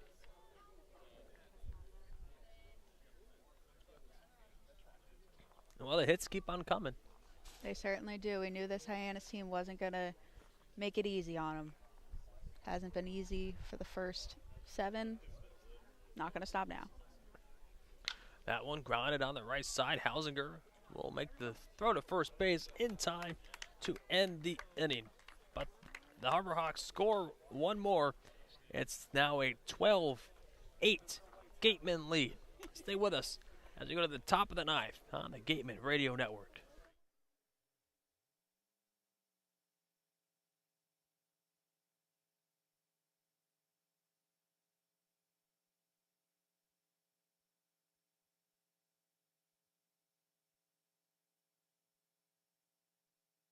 Finding a good personal injury attorney is very difficult. If you or your family member have been involved in an accident, hurt at work, suffered a slip and fall, or have been injured due to negligence of someone else, contact the lawyers at Reedy, Kiernan, and McNally, LLP today.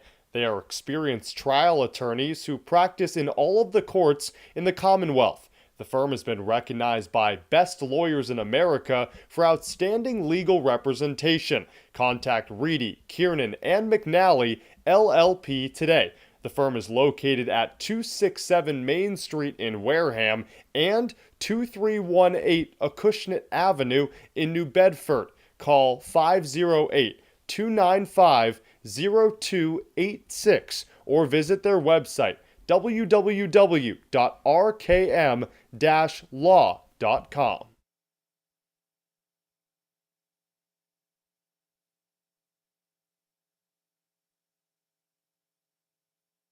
As a proud sponsor of the Cape Cod Baseball League, the Mass State Lottery is celebrating the games we love playing, from the baseball diamond to the mini lottery games that help support all 351 cities and towns across the Commonwealth. So here's to 50 years of winning and 50 more.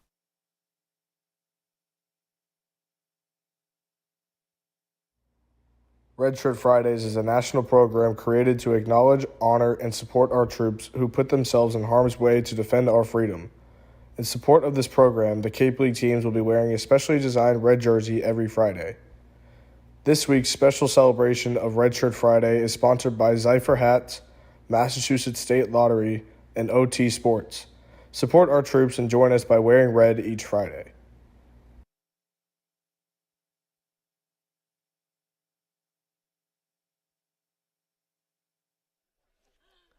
Well, top of the 9th we go will be Chase Davis, Hogan Windish, and Max Anderson due up for the Gatemen.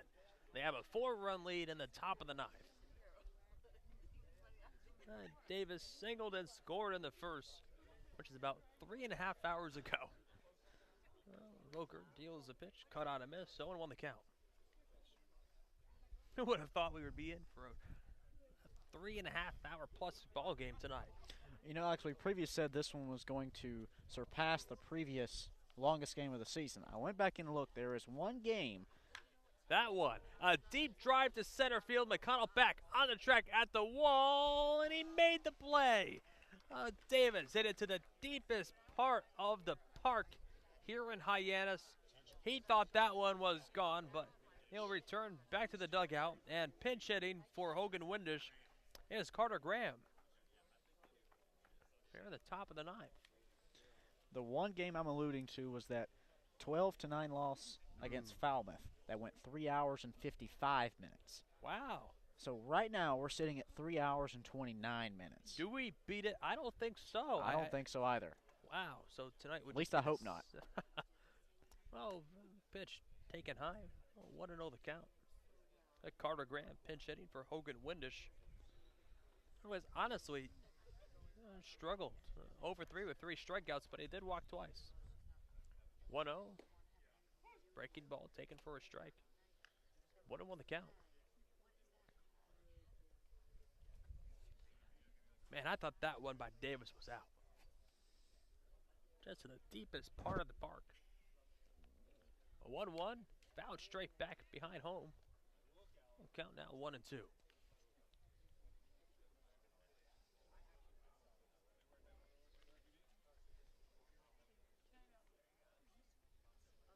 Nobody on, one away. That's the top of the ninth inning. The Gatemen lead at 12-8. Volker set. Kicks and delivers. The 1-2 pitch, breaking ball, popped him up. Calling it off is going to be Jeb at third to make the play. Now 2 away here in the ninth. How about a great job, though, from our Claire Foley back in that 8th inning? Oh, she did great. She was singing on the air. She sung. She can sing and speak better than you. I can't argue with you on that one. You shouldn't. Well, here's Max Anderson. Now, you are quite the singer. Well, I sing okay. Okay. I think the car rides to road games beg to differ. Oh, pitch cut on a miss. I never sing in the car. Only in the shower. Nobody on with 2 away. Volker kicks and deals. The 0-1 breaking ball. Called strike. Do you have a go-to karaoke song? Anything that was made by Billy Joel. Big Billy Joel guy, huh? Big Billy Joel guy. Uptown Girl? Oh, yeah. In the white bread world. Well, the 0-2 pitch, breaking ball, fouled straight back behind home out of play. We'll do the 0-2 again.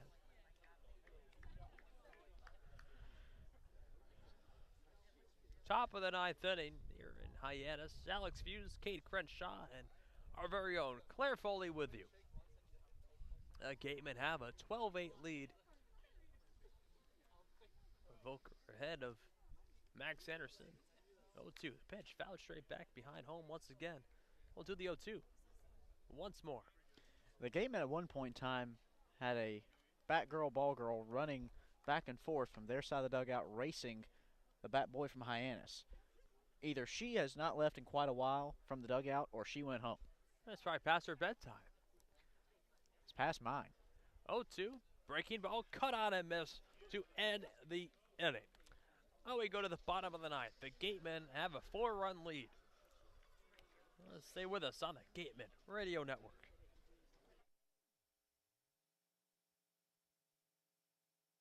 T-Mobile is proud to sponsor the Cape Cod Baseball League. T-Mobile believes that when small towns thrive, America thrives.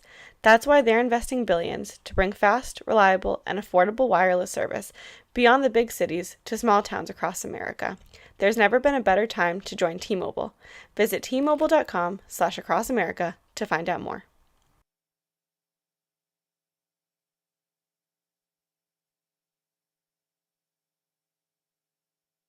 Gateman Baseball is officially sponsored by Robertson's GMC, the truck professionals. Located just 2 miles away on Cranberry Highway, Robertson's GMC, we are professional grade, power like a pro.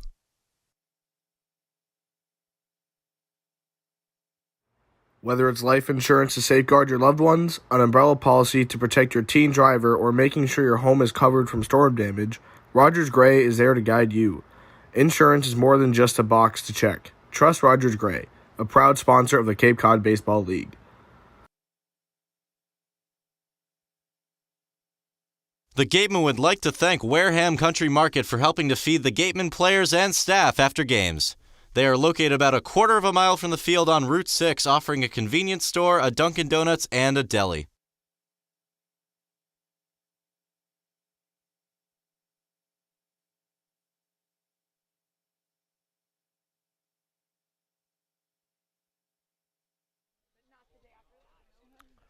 Well, it's all come down to this.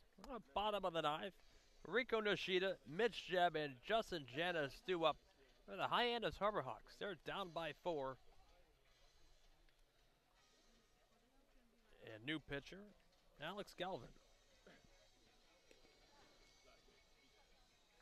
3 hours, 34 minutes later, we have finally arrived to this moment in time. I never thought we would get here. Especially when you were an hour in, we were in the bottom of the second inning. Wow.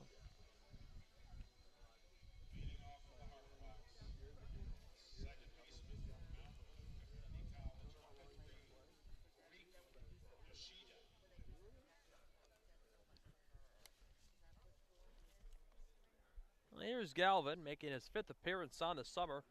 4 innings, 5 hits, 1 run, 1 earned, no walks, but 3 Ks. Has a .225 earned run average heading into this inning. Bottom of the ninth, Nobody on, nobody out. So 9-1-2 hitters due up for the Harbor Hawks. Galvin deals, breaking ball low, 1-0 the count. Nishida 2 for 3 on the night with 3 stolen bases. Galvin deals, breaking pitch fouled away, 1-1 the count.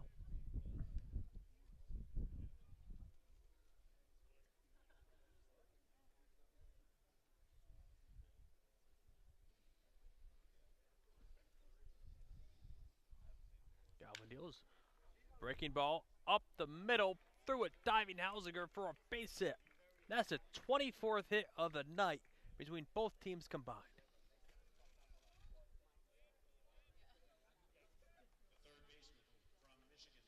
Oh, here's Mitch Jebb. A few single game highs set tonight for the Gatemen. Most runs scored in a game, most errors committed in a game, unfortunately, with 4. Still not at that hit mark, though. That season game high 15. Tonight, the Gatemen with 13.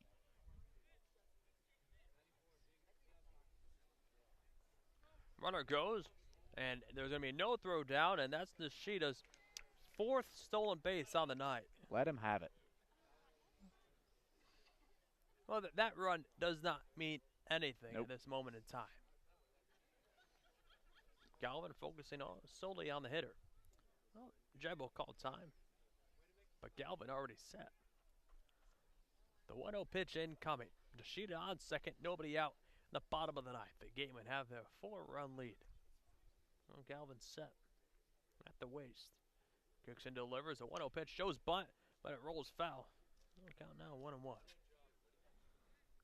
Bunting here at the bottom of the ninth with a runner on second. This Hyannis team looking to do anything possible to just manufacture runs late here in the game.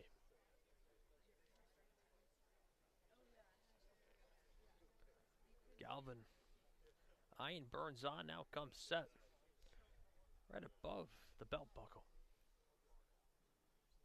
1-1 pitch. That one line foul out of play down the third base side, right above the fence. No count now 1-2.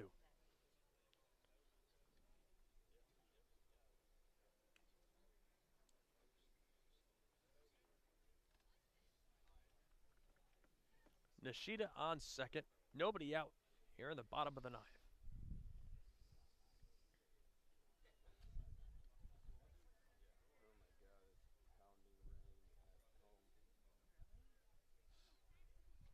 Galvin set the 1-2 pitch. That one fouled straight off the foot.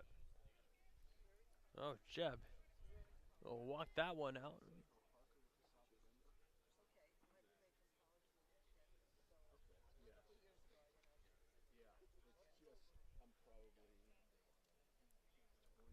One ball, 2 strikes here on Mitch Jebb.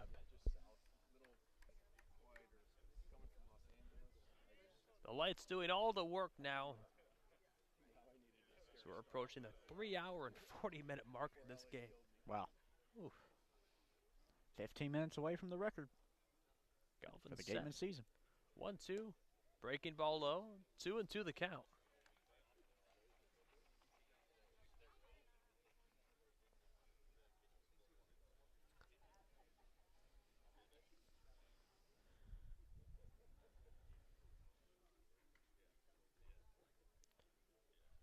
Galvin slowing this game down to his speed. I'm set. Deals a 2-2 pitch. That one line through for a base hit into left field. And they're going to wave. No, they're going to hold him up at third base. For a second, they were waving Nishida. Well, he sticks to third, and now it's runners on the corners with nobody out in the bottom of the ninth inning. And how about this? The tying run on deck for Hyannis.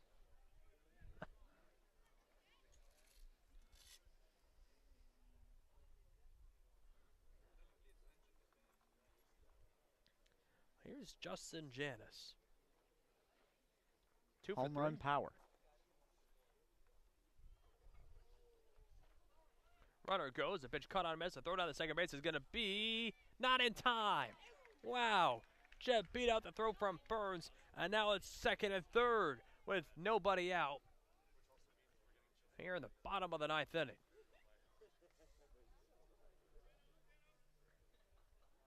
Consistently all night long, the Harbor Hawks have been attacking the base paths with all they have.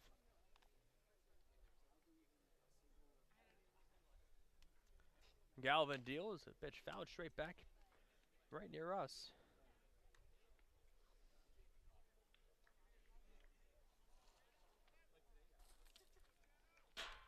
Second and third. Nobody out in the bottom of the ninth, but Galvin ahead of Hyannis here, 0-2. Galvin set. Breaking ball outside, 1-2 the count.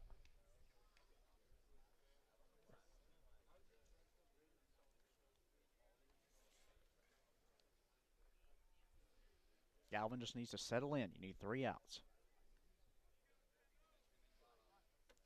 Galvin set. The 1-2 pitch, cut on and miss. A big strikeout to get Hyannis 1 away here in the ninth. Here's the designated hitter, Nolan Shanuel. Doubled in the first, singled in the second, flew out in the fifth, and struck out swinging in the seventh.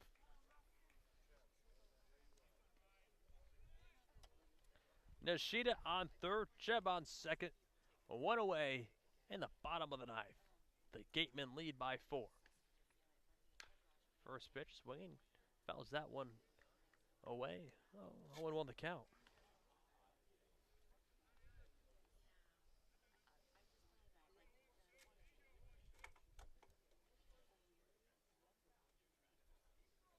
Galvin is the 5th pitcher on the Gateman side of things we've seen. 0-1, cut on and miss, 0-2 the count. Galvin found his groove as of late.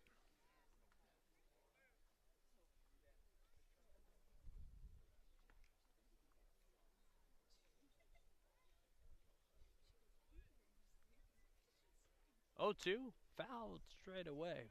0-2 the count.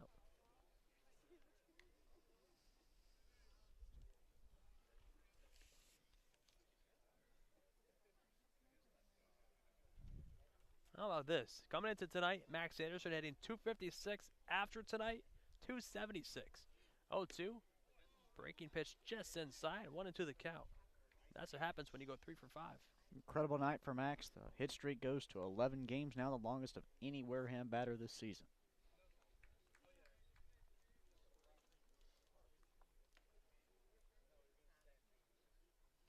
Galvin set. The 1-2 pitch stays high on 2-2 the count.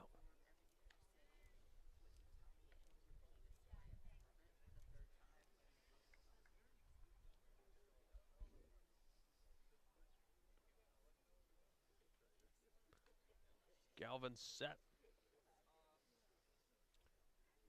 The 2-2, a deep drive to right. Roden back on the track, at the wall, makes the play. Tagging is Nishida. He'll score. It's a sac fly and an RBI for Shanuel. And that cuts down the lead by 3. Oh, I think everyone here thought that one was gone. That ball was tattooed on the warning track in right field by Shanuel, who has home run power out of Florida Atlantic. The wind has died down some here late. My, oh my. Nearly one swing changed everything. Well, now 2 away, and that brings up Cole McConnell. Looks at a first pitch high. 1-0 the count.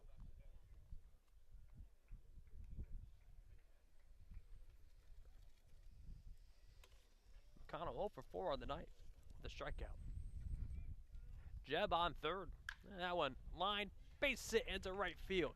Jeb scores, and that will continue this marathon of a game. And now the Gatemen only have a 2-run lead, and that brings up the tying run at the plate in Christian Moore.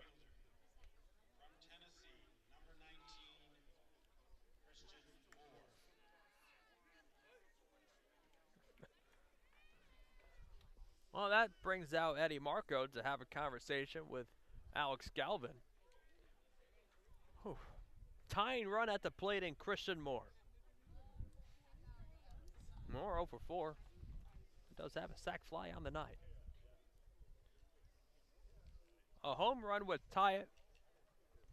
And Dominic Patelli, who's on deck, is the winning run.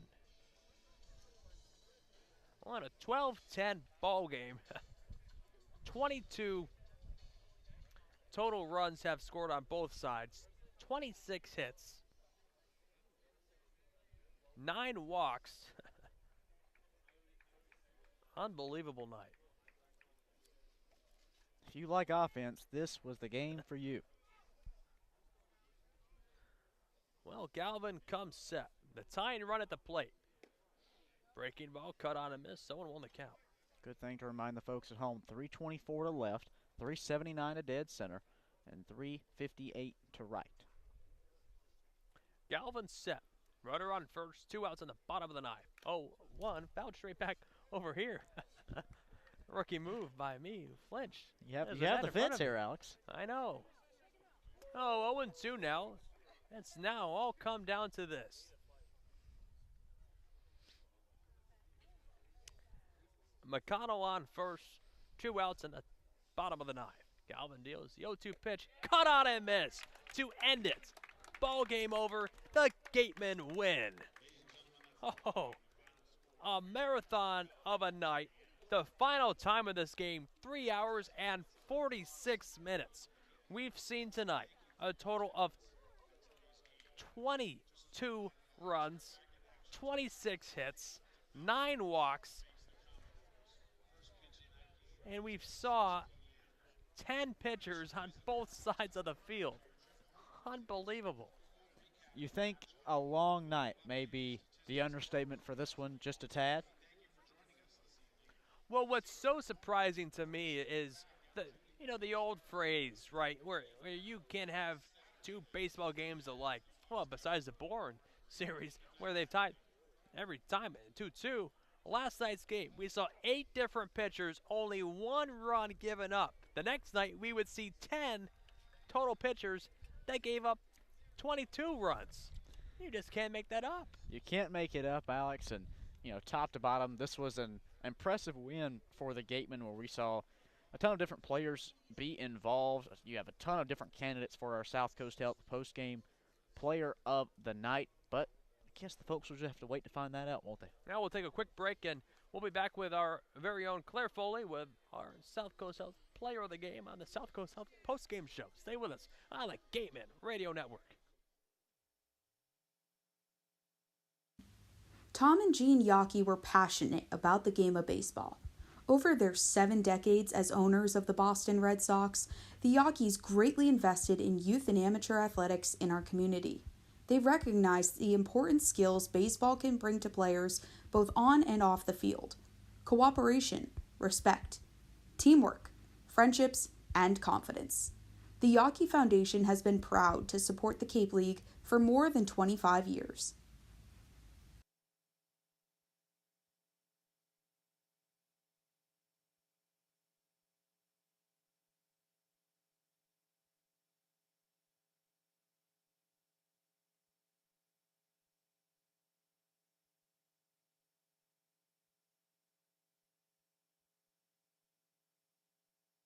Joanne Stevenson with Berkshire Hathaway and Robert Paul Properties brings over 21 years of real estate experience to the South Shore and Cape Cod area. The Robert Paul Properties team not only specializes in coastal luxury properties, but proudly serves our veterans in their home search or sell process. Joanne Stevenson is your local, homegrown agent who knows the area and knows the market. Call Joanne Stevenson with Robert Paul Properties for all your real estate needs. Located at 155 Front Street in Marion.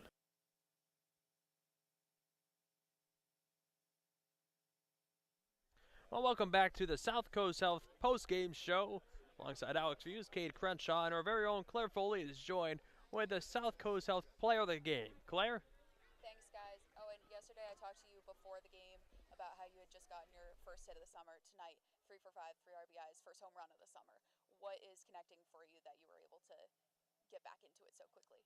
Yeah, I think, with summer ball, one thing I kind of stress and, kind of going through it a second time now, just go out and have fun and don't press. This is a tough league, and, if you press too hard and you're too hard on yourself, it becomes very hard to do well. So tonight, I was lucky enough to have some things go my way, and, tomorrow could be different, but you just keep playing the same way and stay consistent.